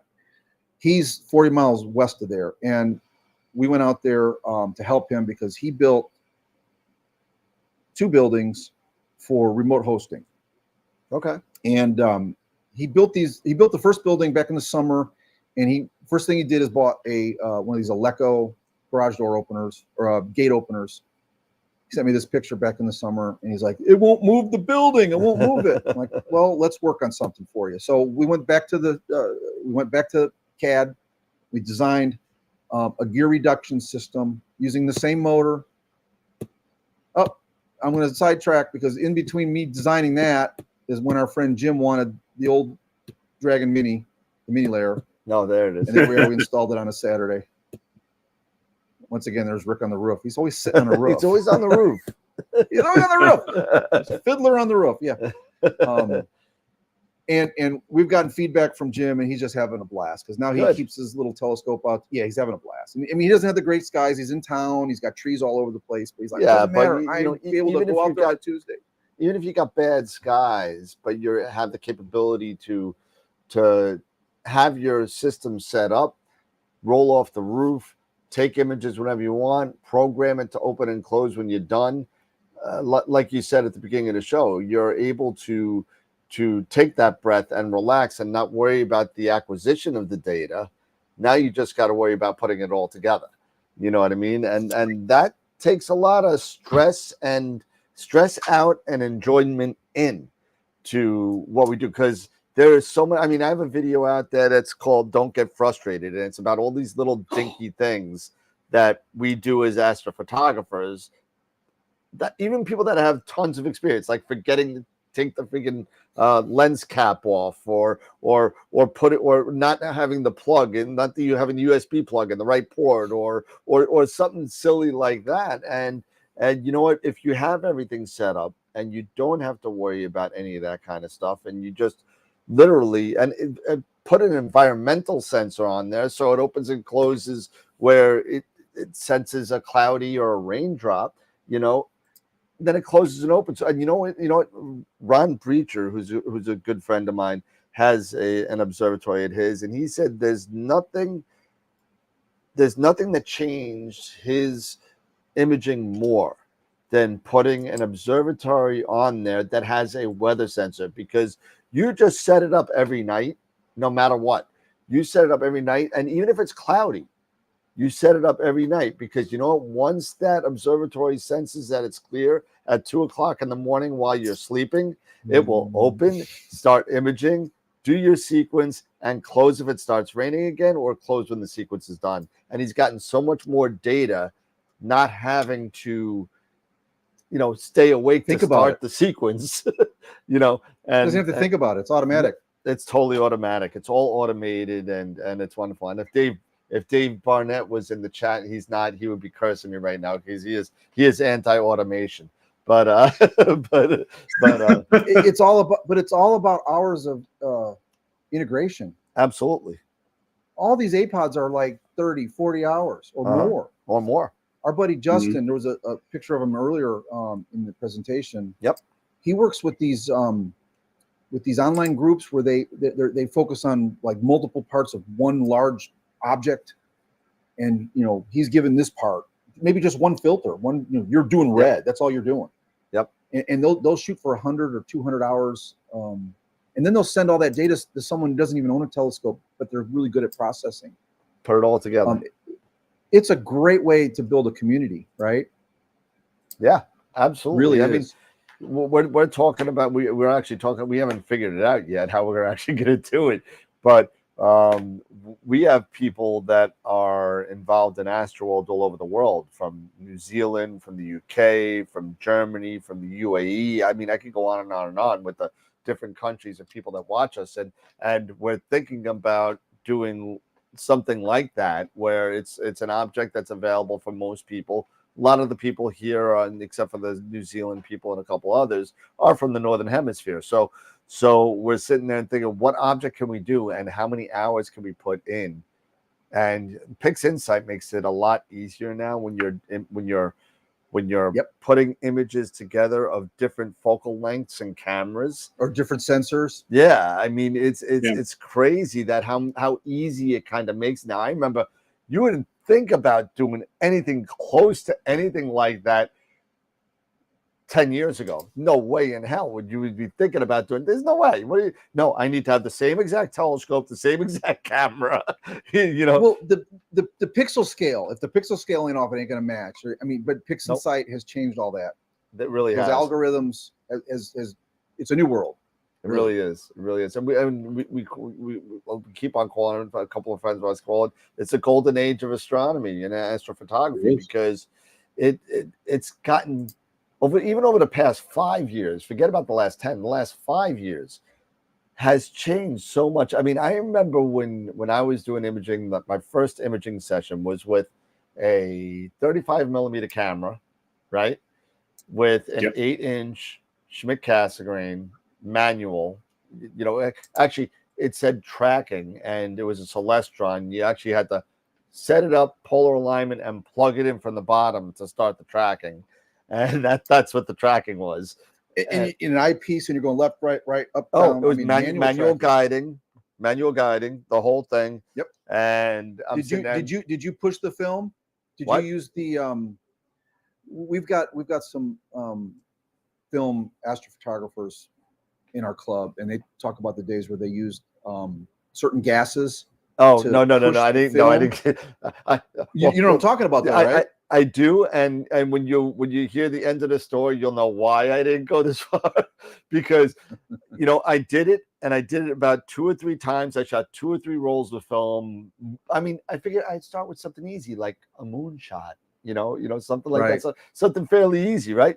Take it. Of course, I gotta run it. There was no CVS or Walgreens or what. There wasn't even an hour photo. So I took the film, drop it off, wait 7 to 10 days to get it and processed and everything, and I get there and I open up the picture, and all I have is about 3 rolls of 36 exposure film of unfocused garbage, and it was just horrible.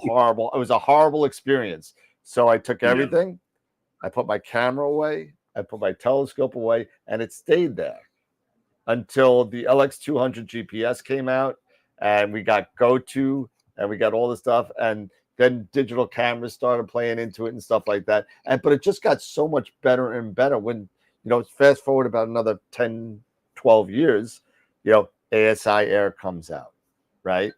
That's a game changer. Ridiculous. CMOS generation comes out, lowers the cost of cameras.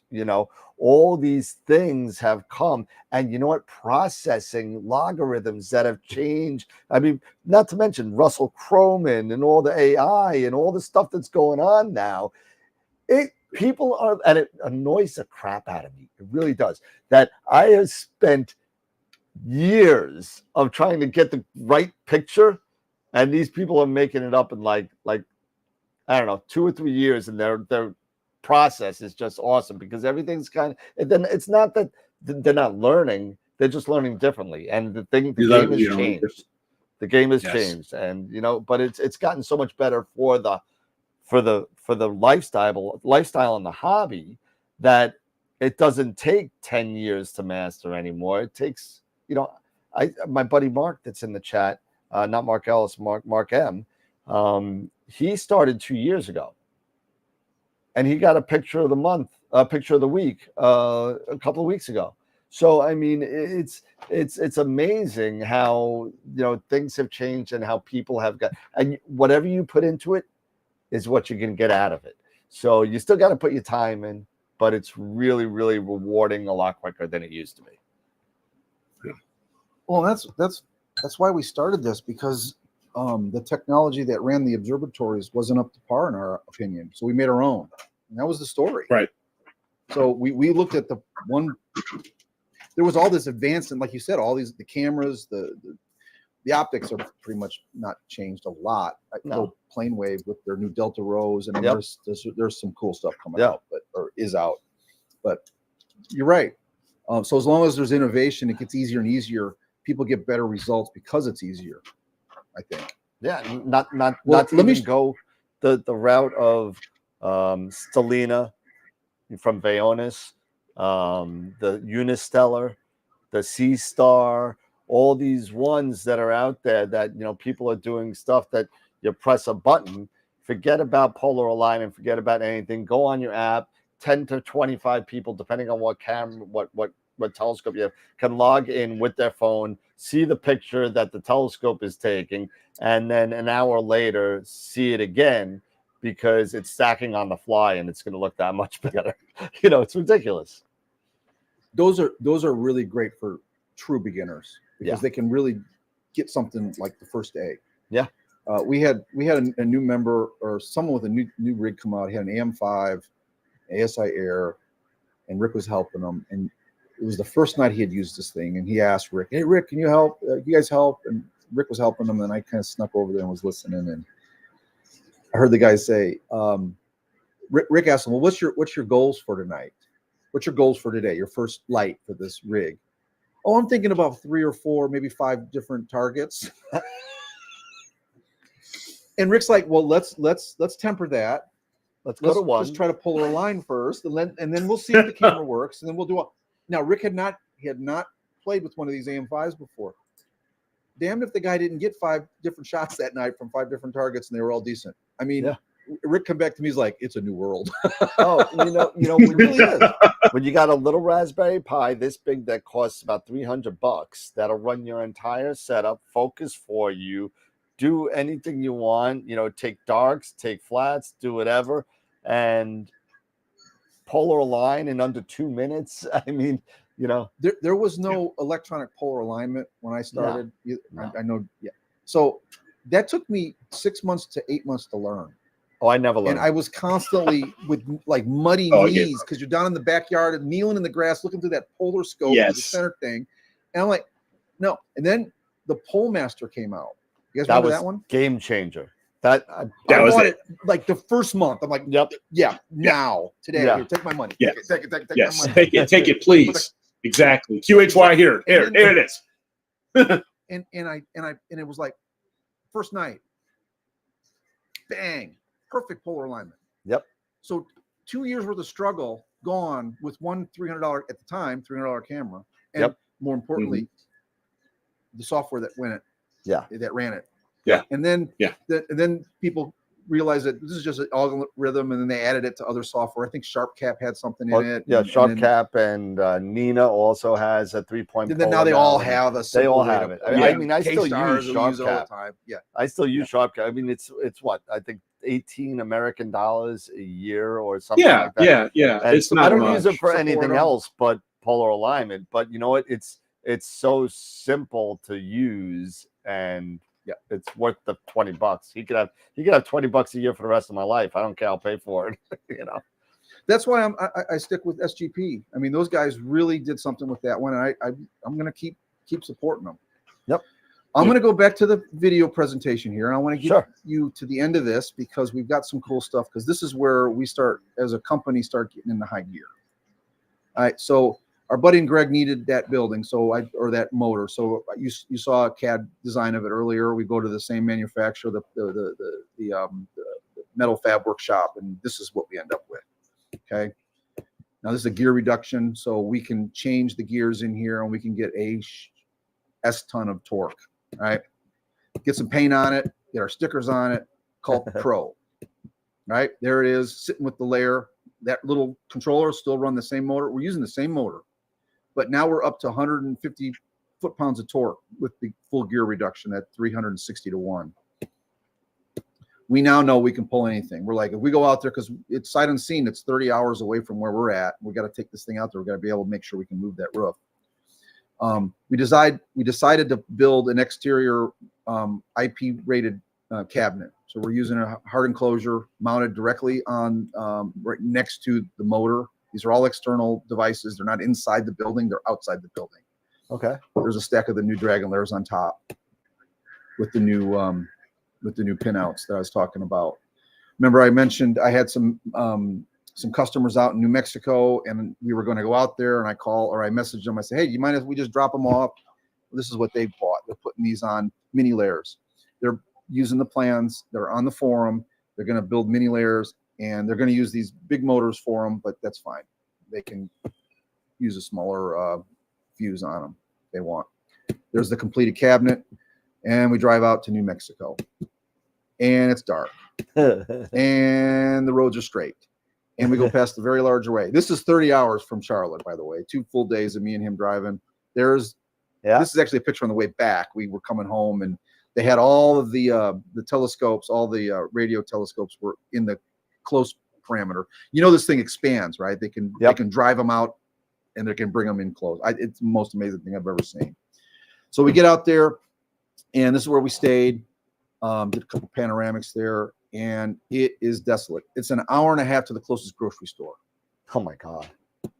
Yeah, Wow. Literally an hour and a half to the closest grocery store. There's a gas station like about 40 miles away.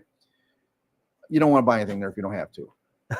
We did go in there, and a bar of Zest cost $8. Oh my God. But if you needed soap and you didn't want to drive an hour and a half, if you were desperate. so you're going to spend $8, and that's going to be a bonus because you don't have to spend $20 in gas. So this is the inside of the 12 pack's probably $40.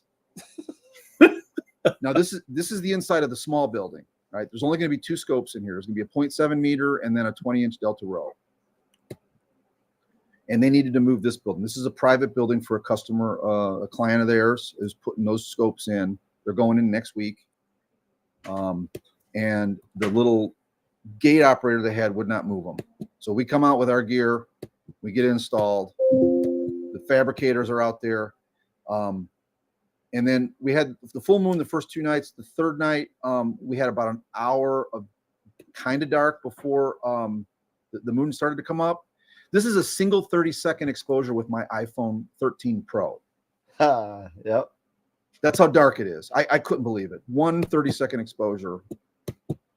So third day, we're out there. We're getting our equipment put in. We're getting the electrical cabinet built or wired up, networked into his system. Rick's putting the final touches on the electrical. We added a high amp relay in case we needed to go from the 900 watt motor that we're currently using to the 1800 watt motor, which is available. And I think this is our first test of it. It's running. Just pulls the roof right open. The site, the owner of the site, our buddy, was so relieved.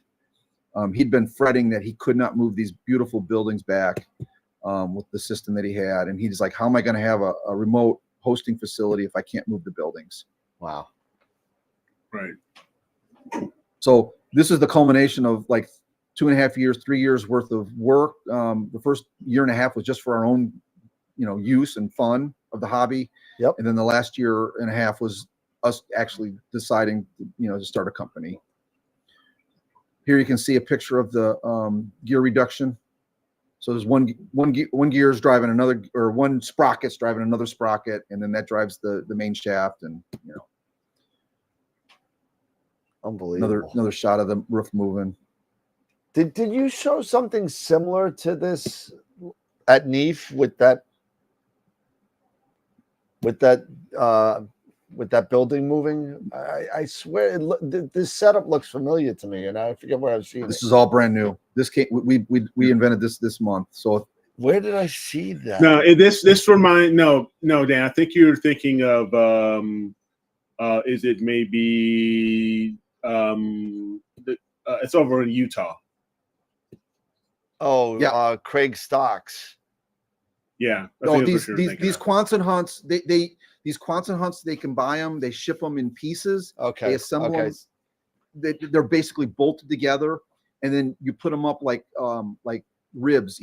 One section goes up, and you bolt it in place. Another section, like a foot-long piece of metal. Just they're using these all over for these remote observatories. Yeah, I would say this is a very common setup. Craig Stocks that had the similar. And then you just use these I-beams and some wheels with some B slots in them, and then you roll the whole building off. Now, Greg decided to put this half wall in there for safety, so when people are inside there, they wouldn't fall off the building. Right. Now, here's the big building. This is not the one that we automated back in October. This is the one we automated. Basically, finished it yesterday. And this is why Rick's not here tonight. This is a 26-foot long building. I think it's 20 feet wide. It's going to house 12 large telescopes. Wow. For rent. Unbelievable. Yeah. Wow. And he could not move this with his motor, and ours moved it. So as soon as we finished this one, our buddy says, "Build me another one." So we went back to work, and within the last 30 days, we were out there the third week of October. So since then, we scrambled. We made some little changes, made it a little cleaner, added a little wider on the top there for some rain protection, and added some holes for sensor placement. And there we go. That's number 2. And it went out in production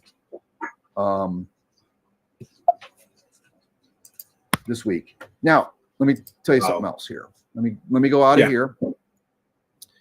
And I'm going to talk about this. I don't have any video on this. I don't have any photos of this. But along with this system, we invented something called Draco.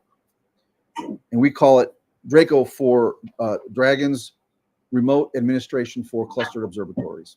You come up with a name, and then you got to fit a acronym into it, right? Of course. So what Rick did is he went beyond the ASCOM Alpaca hardware and the built-in web page. And what we've done is we modified the firmware a little bit. So now an observatory owner or operator can have a single website to look at the status of their whole field of observatories. So you'll go to a Draco homepage, and you'll see, if you've got 5 of these large buildings like I just showed you, and each one would have a Dragon Lair Pro or Dragon Lair regular motor on it. It'll give status. So it'll tell you, yes, everything's right, everything's good. You can set it up for scheduling, so it'll automatically open. These remote facilities are designed to always open every time it's dark and every time the sky's clear. Wow. They're never open when it's windy or when it's cloudy or when it's raining or when the sun's out. There are no interference fits in any of these designs, so it doesn't matter where the scopes that are in it are pointed. Unlike most of the backyard observatories that we deal with, that's an issue, having an interference fit where the scope would be hit if the roof closed. Mm-hmm. That's what the safety sensors are for. In these commercial buildings, they build them big enough and tall enough. You can put whatever you want inside them. They could be pointing to zenith, and that building will close, and there's no chance that it would interfere or hit one of the scopes. Right. That's how they design them. Right. So then the only thing that matters is the weather or the conditions. Then you can program that in Draco so that the system will always open at dusk, 20 minutes before astro dark, or however you want to do it. You can set it up as you want, and it'll just repeat that sequence, open the building and close it in the morning. The clouds come in, it'll decide to close it. Draco gets the weather data from whatever weather sources that the site has on site. It can talk to ASCOM devices. It can talk to Indy devices. It can talk to non-astronomy devices. Rick has written software. So Rick actually wrote a piece of software that turns the Davis weather station. You guys know what the Davis weather station is? No. It's ubiquitous. Davis Weather has been building weather stations for agricultural and industrial purposes for 30 years, 40 years. Okay. They're not cheap. They're not expensive. You can get a whole system for $900. Okay. But they're proprietary. They talk to their own hardware. Okay. Well, Rick wrote an ASCOM driver, an Alpaca ASCOM driver for that allows NINA, SGP, Maxim DL, APT to talk to a Davis weather station. Nice. So think about that. Now, if you've got a weather station, our club has a Davis weather station. Okay. There was no way for the scopes to talk to it because it's not a astronomy device. Right. It is now. Right. It's a piece of code that runs on a little web server. That's awesome. That's awesome. So Draco takes advantage of that. Draco is designed to run very light. In the implementation out in New Mexico, it's running on a Raspberry Pi 4. Okay. That's it. That's awesome. And all it's doing is just checking the status of these devices every minute or every 30 seconds, however Rick's got it programmed. and it reports it on the web page. And you guys are tech people. That doesn't take a lot of horsepower. No. But then because it has the web page to run it, if you're on site and the site has Wi-Fi, you can pull out your maintenance crew in the middle of the day. They look at their phone. They're getting a status error on building 4. They just go out and look at it. If you got a guy that's paying you $1,000 for a 6-foot circle in a building per month, and that building doesn't open on time, that might be a cranky customer. A little bit. So knowing that there might be a problem before that happens, to get these constant status updates from the system, and it can be set up to send SMS messages, email, text, how any other system is set up. Yeah. Anyway, yeah. So you can keep up and be alerted and notified and stuff. Nice. So this took our idea of building this little roof controller for ourselves, and then now it puts us in the commercial space. Yep. Mm-hmm. So we've got the backyard observatory. We're giving away the Mini. We've got the iPad flat light, the cheapest flat light you can buy for scopes up to, what's the biggest iPad? 12 inch? I think it's 12. Yeah. Yeah. I don't know what the thick, I don't know how wide it is at the narrow spots, but whatever that is, that's the size of the aperture you could calibrate with. That's kind of cool, because I was just looking at my little I've got my little one right here. I was like $10. I was like, yeah, there you go. I can turn this into my my Nina flat panel. And here's the thing, you won't have to do those 20-second exposures either, because that thing will get bright enough or dim enough that you can get to the 2 or 3 seconds that we all want to really have at the end of the night. We're tired, man. And you got to take the nuts at the end of the night. You know that. Yeah, absolutely. You get a speck of dust on the lens at night, and that's when it happens. All that pollen's floating around. That's when the junk gets on the lens. You want it at the end of the night. Yep. And that's hard to do when it's 2:30 in the morning and it's January, and you're like, okay, I want to go home, but I got to take flats, otherwise there'll be crap. So then you got to spend.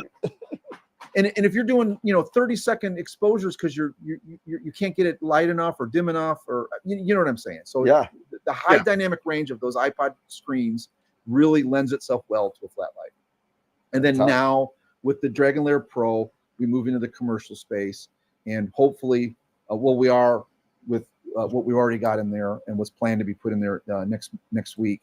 We're going to be securing the safety of some pretty expensive glass.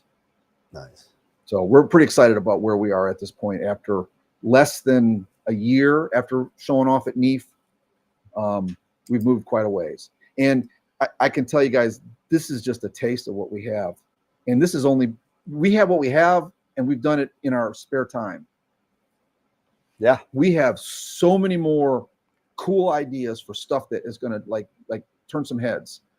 Can't talk about it now because of course not. Yeah, we don't want to be beat. We don't want to be beat. We don't want to be beat to the punch.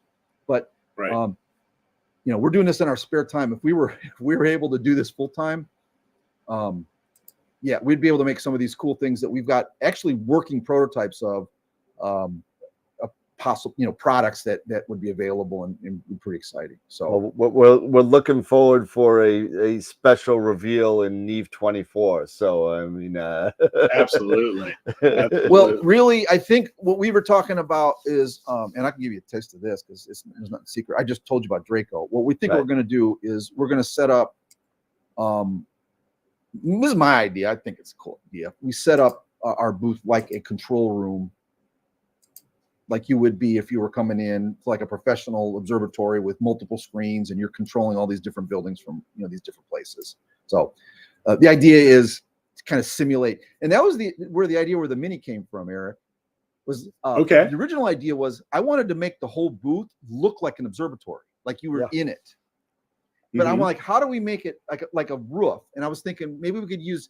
You guys remember those easy ups that you use at soccer and like expand up and they got like the nylon. Let's cut the legs off of it and we'll put it on a thing and we'll put a motor on it and we'll make it move back and forth over the head of the attendees of it. We're like, well, that would be cool. And we started looking at that. I'm like, well, how? And then Rick's like, it's just be easier to build a little one out of wood. I'm like, okay, that's easier, So, but really, I know you guys were excited about that product, and we are too. Yeah. And we were really happy just to be able to say, we're not trying to make any money on that. Let's just build some little observatories, and you guys know people that want that. We'll help you. We'll give you our tips and tricks on how we built ours. And Jim's loved it. We keep getting feedback because I mean, that building is like 30 miles from here, from where I live. And we see him every month down at the club. And so I keep asking him, oh yeah, he's like, it's working great. I have no problems with it. So we're getting feedback. That's the thing we've learned. And part of this presentation was showing the iteration process, right? Start here, move to this net, and we take these baby steps. So to get that little mini to be an ubiquitous little backyard observatory, it's going to take a community to work on it. And if people are willing to try it, we'd love to help. Okay, That's awesome. Yeah. So let me ask this then. Go ahead. Yeah, I'm sure there are. So let me ask this: if you had that mini, or if you have maybe one of the Rubbermaid Suncast, sheds, things like that, but they wanted to use your products, what would they start with? Maybe with a mini. What would be the layer level that they would need? Would it be that dragon? Well, okay, so what would it be? Yeah.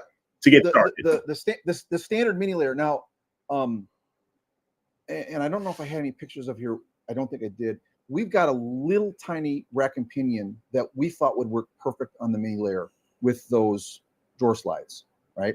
Okay. So instead of having those chains, the reason we had to have dual chains on it is because when you pulled on one side, it would shimmy left and right, and it would bind a little bit. You follow me? Yep. So when we put the dual motors on it, it pulled really smoothly. Because you got to remember, you're dealing with wood. Those drawer slides are meant to be attached to a steel drawer. Okay. That wouldn't have that shimmy. You know what I'm talking about? Yeah. Mm-hmm. So then during that process back in June, when we were actually, trying to make this thing a shippable product, before we realized it was going to be too much work for a couple of, older guys to do. I don't want to do this. It's too much work. Anyways, we came up with the idea, and we have it, a very small pitch rack, right? Mm-hmm. And a small gear that would fit on one of those little tiny motors, and you just run that thing right down the middle. You bolt that up. We've got the process for that. We can help people with that. We can show them which parts we thought would work. And then you just basically run a cable, plug it into the Dragon layer, give it power, and give it network. And now you've got an automated backyard system like Dan, you were talking about. Yeah. That's awesome. I mean, because it's plug and play. Yeah. And as long as you have a network, and you got to make sure that you got a good connection, whether you're hardwired. Hardwired is definitely it's like it doesn't have the Wi-Fi, so you got to be hardwired, correct? Well, no, we have not done Wi-Fi because originally it was designed for these permanent installations. If you've got an observatory, you're going to run Ethernet in it because it's reliable. Most places do run their own network cables anyway. So, yeah. Secondly, then you got the concern about emissions on electrical emissions, right? So it was a little more. It would have been a little more problematic. Difficult or time consuming to use. If you're using off the shelf components, I think you're okay. But when you're using novel electrical devices, we didn't want to. The wireless just wasn't in that at this point. Now in the future, we've talked about we're gonna have to go wireless at some point with certain devices that need to be wireless. Yeah, Sure. But the stuff that we've got, like, there's no reason to have a Dragon Layer Pro. You would not want that wireless, right? You want that hardwired, and you want it that way. If the heartbeat signal that comes out of it doesn't hit Dragon Layer, you got a rat chewed through an Ethernet cable. Hence the red status button that would be on the main page, and then your site operations maintenance guy would go out there and say, "Oh yeah, we got another rat chew, or got another critter." I mean, well, this is it. If you're going to maintain a physical plant like that, to get the status back. So that was the decision. We've had those conversations, and the teardown and the setup and teardown imagers, they want Wi-Fi. That's why that AM5 I think is just a monster design. Yeah, built-in hotspot, right? Yep. A lot of the newer harmonic drives have it. I mean, like the Pegasus, the Nix, same thing. That's the one that I use. I use a Nix. As a matter of fact, it's sitting right over there. And it's wonderful. I mean, and in all fairness, I also have an Eagle on top of it, so I just USB it anyway. So Wi-Fi's are great, to an extent, but to your point, when you're dealing with situations where you need motor tracking and you need that stability there in order to kind of ensure that your photos are coming right and I would tell anybody, if you right now USB, or if you have a Alpaca enabled device to go through the network, I mean, do it that way. But I would not. I would never connect my mount wirelessly to my computer and just leave it outside. That's just me. I just want to do it and be scared. It's a big risk. Yeah, there's a significant monetary risk for not, for wireless signals can get wonky for 1,000 reasons. Yeah, and especially when it comes to closing the roof, when it has to be closed, it has to be closed, and that's why we went wired. So I mean, I don't know, maybe I don't know, maybe this is too much. I was just thinking about it. So let's say you have a situation that the wire got chewed out by a coyote or so, whatever, the internet cable gets bad, or one night you're imaging, you open it, works fine. Now you lose the signal from the internet, so you're done. You're dead in the water. Is there a fallback where the roof would close in loss of that signal? Your sequencer. So are you saying you lose the network to the building or the network in the building? The network to the building. So I'm dead in the water. I can't access. Right. So if you've set it up in such a way that it'll automatically close in the morning, it should close. Okay. Well, it's going to be running the sequence, but let's say I'm just thinking worst case scenario here. What if I lose? I don't even know it. I'm sleeping. I set my sequence and I'm ready to go. I'm in bed. Something happens to the network where the network goes down, and then all of a sudden clouds roll in and it starts to rain. Is there a fallback where will the sequencer know that? You know what I mean? Because you lost a connection to the building because it's an Alpaca. If you've got a weather system that is running, it'll close. Connected properly. It'll still work. It should if it's set up correctly. Got yeah no yeah of course yeah so you could lose the internet, you could lose the cloud, right? And it should still close if you've got all the safety sensors built into the system. Got it. If you don't have those safety sensors and you're just relying on your network, right, you could be screwed. Now answer me this. I've gotten rain on stuff before, like cameras and stuff, and the amount of dew that falls on these things. I'm not saying I want my equipment getting rained on at all, ever, but there's been some mornings down here in South Carolina where this stuff looks like it's been rained on it and it had been clear all night just because of the dew dropping out of everything. Yeah. Now you put dew straps on your optics, but everything else doesn't have dew straps on it. Right. Oh yeah. I mean, it's like they seem to have, the equipment seems to have certain tolerance for that, for humidity. Once again, if you're going to have the desire to do fully automatic remote imaging, you need to be able to be ready to install all the proper sensors and make sure they're done correctly. And that in itself is not an easy plug and play thing. Now we're trying to make it easier. And I will tease you a little bit about future things. We have weather sensors in the pipeline. Nice. And then the way we do things, the way we're going to continue to do things is we're going to do small components So if you just want the rain sensor, just get the rain sensor. If you just want the cloud sensor, you know, I know there's a lot of products out there where they're all in one and they cost $2,000. Yeah. Some people I only know which one want you're talking this about. and that. Well, Right, and they're good right. sensors. They're good stuff.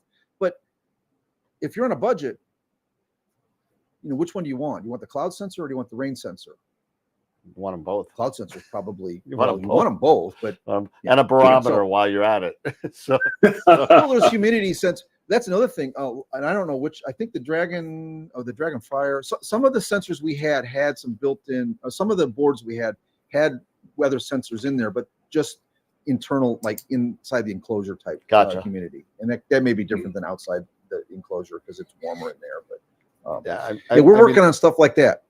Yeah, we're working on stuff like that. What is it? The AccuRite Atlas. I put that on my house, and that actually, you know, you could get it. You could register that the weather sensor to either Weather Underground or whatever, and you could actually register it. So now, the unfortunate thing is people can find out where you live, but you could actually, you get a code, and it goes to the National Weather Bureau, and you could actually take that information and put it into Nina to get your area, you know, your area also. So I mean, we used you know, the APIs that you can use for weather, right? Yeah, just plug the exactly. API That's into exactly your what it location. is. In Draco, it's funny that you mentioned that. In Draco, Rick put an API for astrometric. Okay. Astrometric. The seeing. Yeah. Astrospheric. Astroperic. Yep. Right. So you can get a seeing for forecast inside of Draco based on data that you know from the API and whatnot. So That's awesome. That's cool. Our goal is to connect all these pieces because a lot of these great pieces of tech don't really talk well to one another. I mean, they're trying. They do the best they can. So we're working on trying to bring a lot of this stuff together, like bringing those Davis weather stations in on an ASCOM device. That's pretty cool. Yeah, it's very cool. So I know you guys didn't respond when I said it, but they are everywhere. I was using them back in an industrial application back in the 90s. Wow. And they haven't changed. You buy them now, they're identical as they were 30 years ago, but they work. And they use them a lot in agriculture. They'll be out in the fields. They have they're all battery powered and solar charged, so you don't need any. And they use 900 megahertz frequency, so you could have literally an array of sensors in your field, in your vineyard, or wherever you're at, right, monitoring the conditions locally. I mean really locally, like within 100 meter area, and then Rick goes and puts ASCOM on it. That's super smart, man. That's the exact response I had when if you can do it, you can do it, man. Do it. Knock yourself out. Yeah, exactly. Why not? Yeah. That's and that's why that app having ASCOM Alpaca on the app, I was kind of giggling. I had, see if I can find it. I was looking at it today in preparation when I was preparing for this. Oh gosh, if I can find it, I'll show it to you. Oh, I don't know if I can see it. I went back and looked for the it was a text message I sent him. He was working on something else, which is one of my little secrets I can't talk about today, but maybe the next time I'm on. But this put us into iOS mode, and I don't see it here. But I went back and looked, and he said, "Oh, I can do this now." I'm like, "Oh, that's great." Wait a minute, if you can do that, can you do this? And I said, can you then turn the light down dim and use it for a flat light? And then his response was, the letters, exclamation point. That's cool. the light bulb goes on, and 2 days later, he had a working version of the Dragon Light mobile inside of the Apple awesome. test flight. 2 days. And then 2 weeks later, we had it approved through Apple iOS. Oh, and he taught himself how to write that language. Yeah, because he hadn't written. He's like, the iOS app, that's a different language, but I taught myself it. Hey, No, yeah. I have a Yeah. problem just learning English, let alone another computer language. So Yeah, exactly. That's why I do networking and security, because I yeah, couldn't I do don't. programming. Yeah, just give me hardware and network, and I'm good. Exactly. see, I'm in our relationship. I'm the idea guy. Like I'll they call me the 1%er. Have you guys heard of that before in the tech business? The 1% guy. Because we have our buddy Justin's a network guy, and then and Rick is a software. I don't think I've heard of programmer. that in the IT realm as far as the 1%er. He was they at first they said, "Oh man, God, you're a 1%er. You're 1% guy." I'm like, "No, come on, I'm more than 1%." I mean, I took it as a negative. I'm like, no. He's like, no. He's like, you have that spark of an idea. Like, what if we did this? Because your mind's wandering around, inside of all these discussions that we have, those late night astronomy night, Sure. whiskey fueled discussions, and so what if happens if we did this, and then that is what that exclamation point becomes, right? And I say, well, if you can do this, then can we do that? And then that's like this innovation that we've started, and it's really important that all the guys that are in our club really have sparked that, because the guy that came up with the idea for the aperture mask to make the little circle on the iPad, so you have a smaller scope and you wouldn't be blinding everyone. He's in the observatory next to us. We told him about the idea, and he's like, "Oh yeah, and get this, you could add a circle and make it smaller." so you did it. this. So it was great. Yeah, it's like a collaborative, just guys that love or people that like these types of devices, these hobbies, and we kind of come together. So it's just been a blast. That's. You guys have any more questions for me tonight? I know we're looking at 2 hours now, so I think it's been a blast. I mean, it's been a it great absolutely has been a blast. About really the company. It's really wonderful that how you've progressed so far and so it's so short a time in a year. I mean, it's what can happen if you just put your mind and to you guys it and go. And I had no idea we were doing this, but when he was working on the app, we were having one of our Saturday night discussions on probably a full moon because we weren't imaging, but he's like, and I said, well, why are we moving so fast with this stuff? He's, oh, it's because we're using Agile. I'm like, what? Yeah. I've heard it. I've heard the term, but I'm not in that business, guys. I'm in the heavy industry. I'm in hardcore, like earth moving, heavy equipment. Yes. And, with family history. Agile. You gotta fail. If you gotta fail, you fail fast, and you move on. But he's like more than that. It was like we focus on one thing, and we focus on it for 2 or 3 weeks at the most. And if we don't have something that's even workable after 3 weeks, we shelve it and we move to the next thing. Mm-hmm. Yes. So he was giving me the description, but that's kind of how I understood it. You did mention exactly what you said. Also, Eric, is if you fail, you fail small, but you're not spending months and months developing a complete and complicated system and making sure that each component works. You're just building one component at a time, and then you're building those blocks one on top of another. And that's how we ended up with Draco, because we're working on all these other components. And when he just said, "Oh, all I have to do is bring in part of the fire, I bring in part of the light, dragon light, I bring part of the dragon layer in, I bring the code in from Alpaca hardware, I bring in our ASCOM, I bring our Indy in," stuff that we've been doing just because he's got chunks of code that he can I can bring that in. All these little tiny pieces that we've built over the last 18 months, Dan, like you said, how do we move so quick? It's just that we've been moving in these little tiny steps. And then when you get to a point, you just kind of take all those little steps and you can kind of combine it into something new. And now you've got almost that larger project done. Yeah, it's kind of like I'm a musician at heart too, so it's kind of like the same thing as building a band. You sit there, okay, well, you know what? I'm a bass player. Okay, well, I can't play a band by myself. Being a bass player, that's gonna be boring as hell, unless if I'm some massive bass player like Billy Sheehan.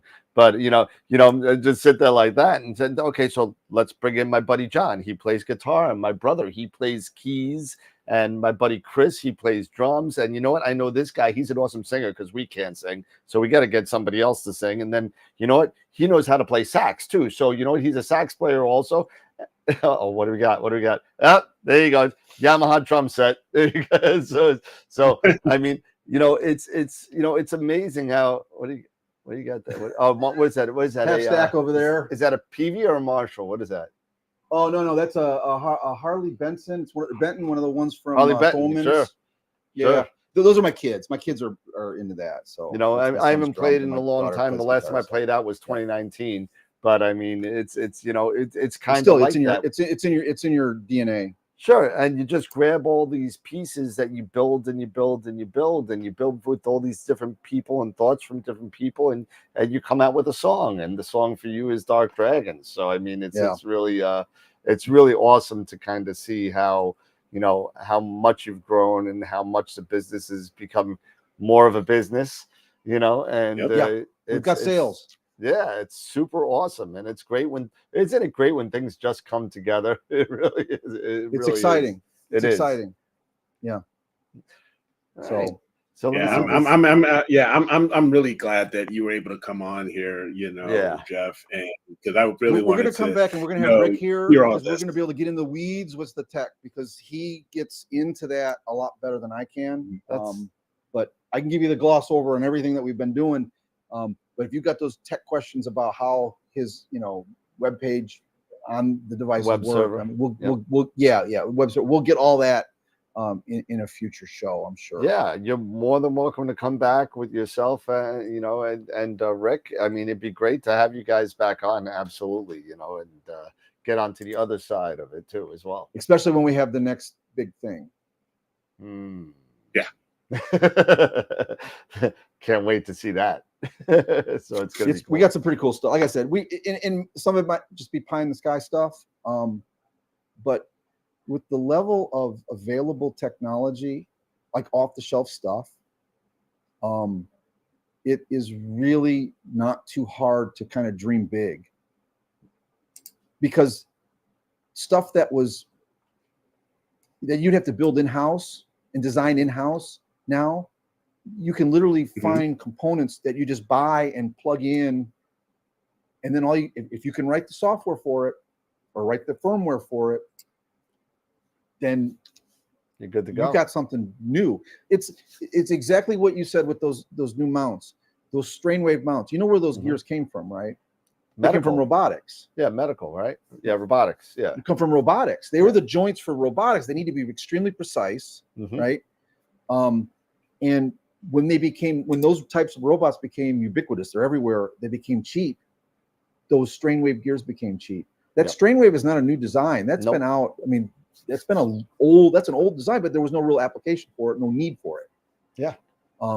Now you can get these strain waves and plug them into something else, and now you've got a pretty amazing mount that you never could. You know, what could hold that kind of weight with that size mount without a counterweight? I'm telling you, nothing before it. You know, you got the Pegasus carries 44 without a counterweight. I mean, the AM5 is like what is it? It's an EQ6. It holds 20. Yeah, because it's an EQ6 for imaging. 20 is about what they say you want to max out on. It's claim it's a 40-pound mount, but not for imaging. No. So that's my point. Is the technology things that you can just buy off the shelf and then add to something new. That's the technology. That's the advancement. That's why someone can bring an AM5 and an ASI Air and a scope with an automatic focuser as their first rig and get 5 really good images of 5 different targets on the first night they've ever done it. This is pretty wild. Which is unheard of 10 years ago, 5 years ago, maybe if you were extremely. Wow, exactly. I mean, if you had a guy out here, just especially if imagine you have a guy who just is really getting started. Maybe they've been going at this for maybe a year or so, and then all of a sudden they buy a Rasa 8. They buy a Rasa 8, and then they hook that sucker up.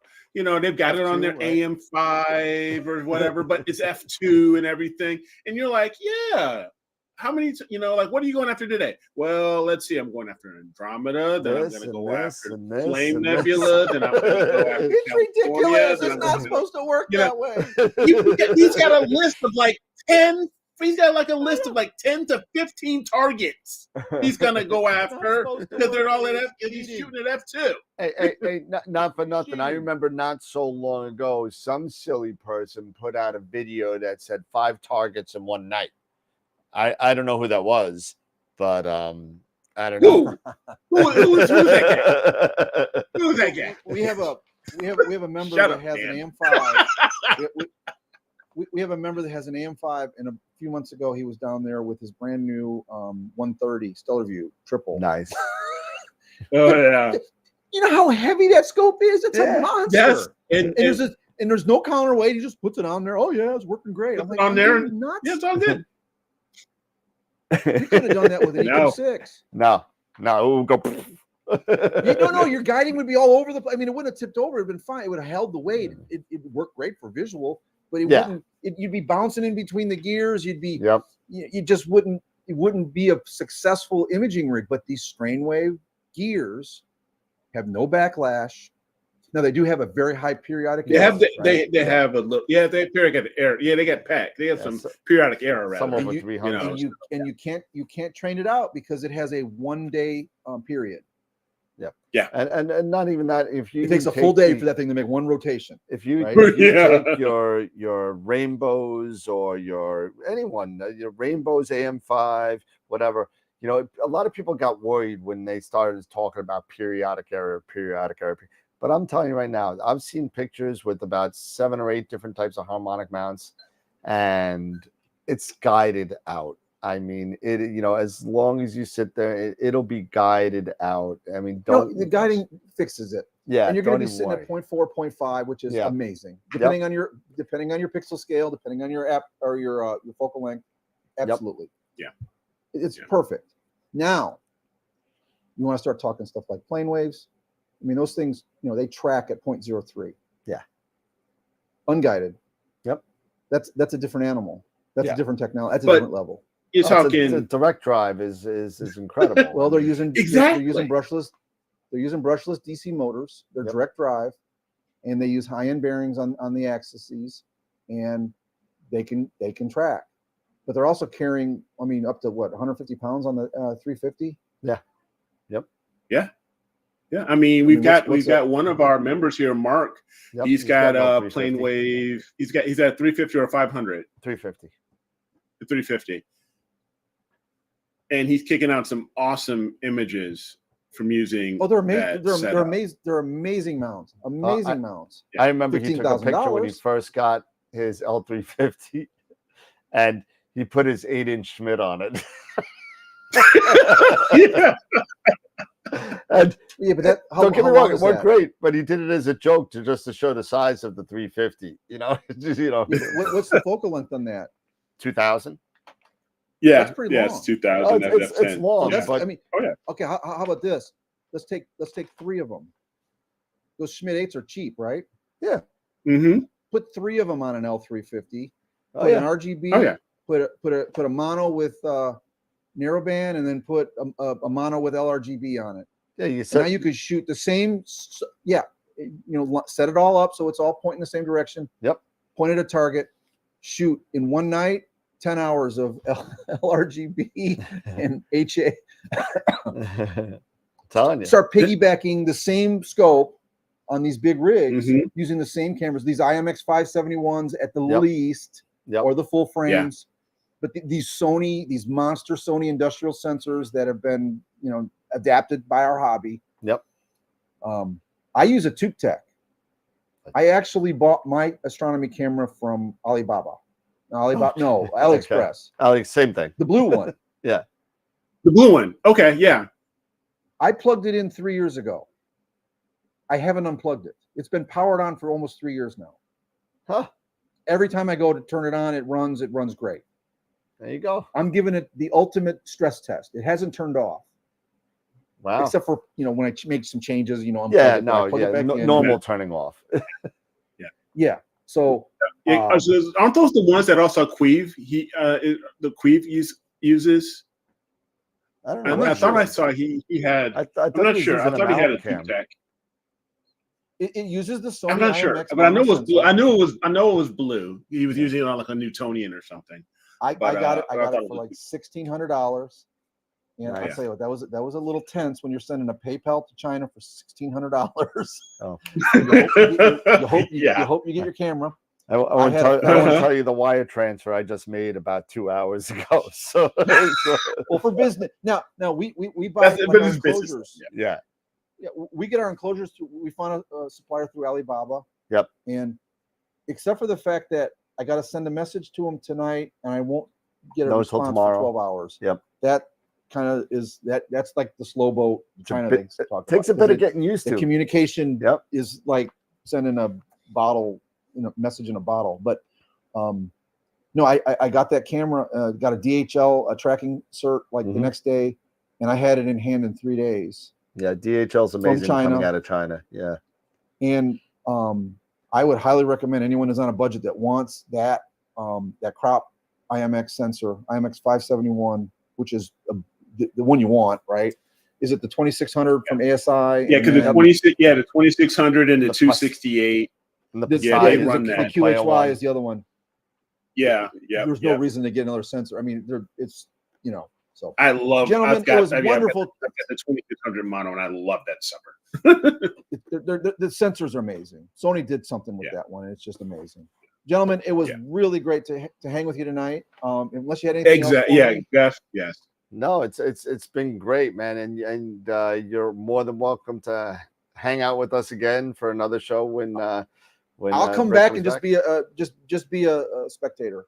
Oh sure. no, Okay. it's good. We love having people on board, and we love learning about other people's businesses and what they have to join in the Astro community the way that we all do, and we all love it. So yeah, I mean, forget the business for a moment. I'm an astronomer, so we're all in the same boat, right? Yep, exactly. Because I love this stuff. Well, everybody Thank you so much for everybody's echoing in the chat. Good luck on the business, and appreciate that. Great presentation, and even Dave's asking, are you guys hiring staff? We got a guy here that's looking for a job. He's like, are you guys hiring staff yet? We're not hiring ourselves yet. We still have our day job. So. I hear you. I hear you. Well, just to cover health insurance for a family of 4, yeah. So this may only be a side business for us. This just may be a thing of love for us. It may never be our only source, but if it is, that would be the dream, right? It definitely would be. And thank you, Jeff, for coming on the show. We definitely appreciate you coming on, and don't forget, everybody, we got go check out Jeff's website and darkdragonsastro.com. It's been on the bottom of his name on the bottom. There you go, it's there. And no, where's my? I was going to share the other screen. Never mind. I was going to share the website, but no, it's been under your I the whole time. So I was actually going to show share the actual screen. I don't know how to change it though. I'm just showing my presentation. Forget that. Never mind. Yeah, but he's got it. Yeah, just go to Dark Dragons Astro, Dark Dragons plural Astro.com. Yep. And please, guys, go to the forum and check out the plans. I've got more that I can upload. If you need them in DXF, if anybody wants them in the Fusion 360 format, I can get you those. If you want them in a different CAD file, there we are. Thank you. Right there at the top next to Mosaic. Oh, I didn't talk about our Mosaic planner. So if you guys want to do Mosaic planning right on the website, that is one of the coolest things that we have. That's how I plan all of my imaging. Dan, could you click that real quick? Sorry, I'm running long here. No, it's all this good. Basically, what this does is you set up what type of camera you have, your sensor size, your pixel height. You got to know all that stuff. But you put that in there, type in a target, and for example, we got M31 here. Yeah, put a target in there, one of your favorites. Yeah, we'll stay in the same area. Yeah, there you go. Okay, so now roll down a little bit, and then you can set your rotation. See right below the image. All right, so you Okay. find the format that you like, right? Oh, I want to be like that. Okay, now do you want to do a mosaic? You can build how many frames in either direction. Well, you don't have to do it. Leave it on 1-1 because this is the best part here. What I'm going to show you next. A lot of imager or acquisition software has a built-in mosaic planner. Go down where it says download image or hit view image 1. View image. What this does is it creates an artificial star field. This is a synthetic star field where the FITS header has been completely populated in the appropriate orientation. Now you download that image and you save it and you use that as your plate solve comparison. So nice. You can plate solve that image, and then you can tell your sequencer to go to that place and then get the orientation right. So if you got a rotator, it'll do it automatically, or you can do it manually. That's awesome. And then you just use that as your standard every time you come back to the same target. Right? You're using the synthetic field. That's awesome. I use it all the time. It's pretty cool. Slick. Yeah, that is cool. Rick invented that. Cool. I was pissed one night, and this is before we even had our observatory. We were on the cold pad in the middle of January, and I'm like, man, I can't stand the way this thing works. I was using some other mosaic planner. I'm like, I wish it was easier. I wish it did something like this. And then 3 weeks later, he's like, oh, hey, I invented this. And I've been using it ever since. It works the way you want it. It works the way my brain works is what it does. But guys, go to the forum on the website. If you want the plans, post up, leave some comments if you have any questions. Like I said, we're trying to build a do-it-yourself observatory community, and that's what we're really focusing on in the forum there. So we would love to help you build your own. Okay. That's awesome. Thanks. That's awesome. Hey, and thank you, Jeff. Don't forget to vote for Picture of the Week, right? Don't forget to do that. Yeah. Very important. I'm sorry, and Picture of the Month for November, right? That's up and running because the last one. Don't forget to buy your Astropalooza tour shirt, right? With all the names of the presenters on the back, and all the money that we get from the tour shirts go to a registered Astro Club, and that's been registered to us. So if you want your club to be registered, email me at dan@astroworldweb.com or hit me up in the Discord chat or whatever with your club's name, so you'll be put on the wheel for the giveaway. We're already up to about 15 shirts sold, so that's about $150 check for a local Astro Club, and we always round it up to the nearest 100. So I mean, it's gonna be cool. Last year we gave away $200 to a club. This year we're gonna be giving away more. On a side note, and I don't know if he's watching or not. If he's watching, that's great. I did get some news today regarding Hogarth. If you remember Hogarth, who has been going through some bad times with some cancer. Tide has turned for the worse, so he's not doing very well. But if you see him or you see him on a Discord, please wish him and his family, that we're all praying for him and all that. So absolutely. Just want to say that because I heard that this morning. But that being said, everybody, don't forget that. Don't forget voting. Don't forget Astropalooza. Don't forget all that stuff. Come back, hang out on Discord. Go see Jeff at darkdragonsastro.com, and that's plural dragonsastro.com. So you make sure never know what you're gonna. There's two of us. There's two of you.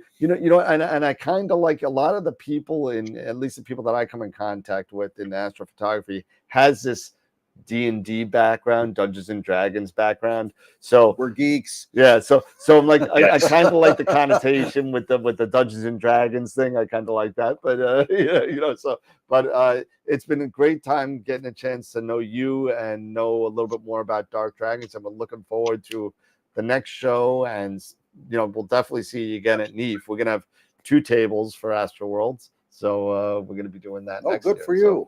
So we got one for AstroWorld TV, which is our show, and we're gonna have one for AstroWorld Telescopes, which is the retail business. So it's gonna be a lot of fun. Best of luck with that. Oh, it's been Thanks, going Eric. great. Thanks, Dan. And hey, Jeff, thank you so much. Everybody have a great night. It is running late, so we're going to go away for tonight. And guys and girls, remember, as always, to keep imaging, keep educating, and clear skies. And we'll see you Friday night for the next edition of AstroWorld. Have a good night, everybody. Don't forget, thumbs up. Give thumbs up for the videos. Thumbs if you up like on what the we're doing. videos. There you go.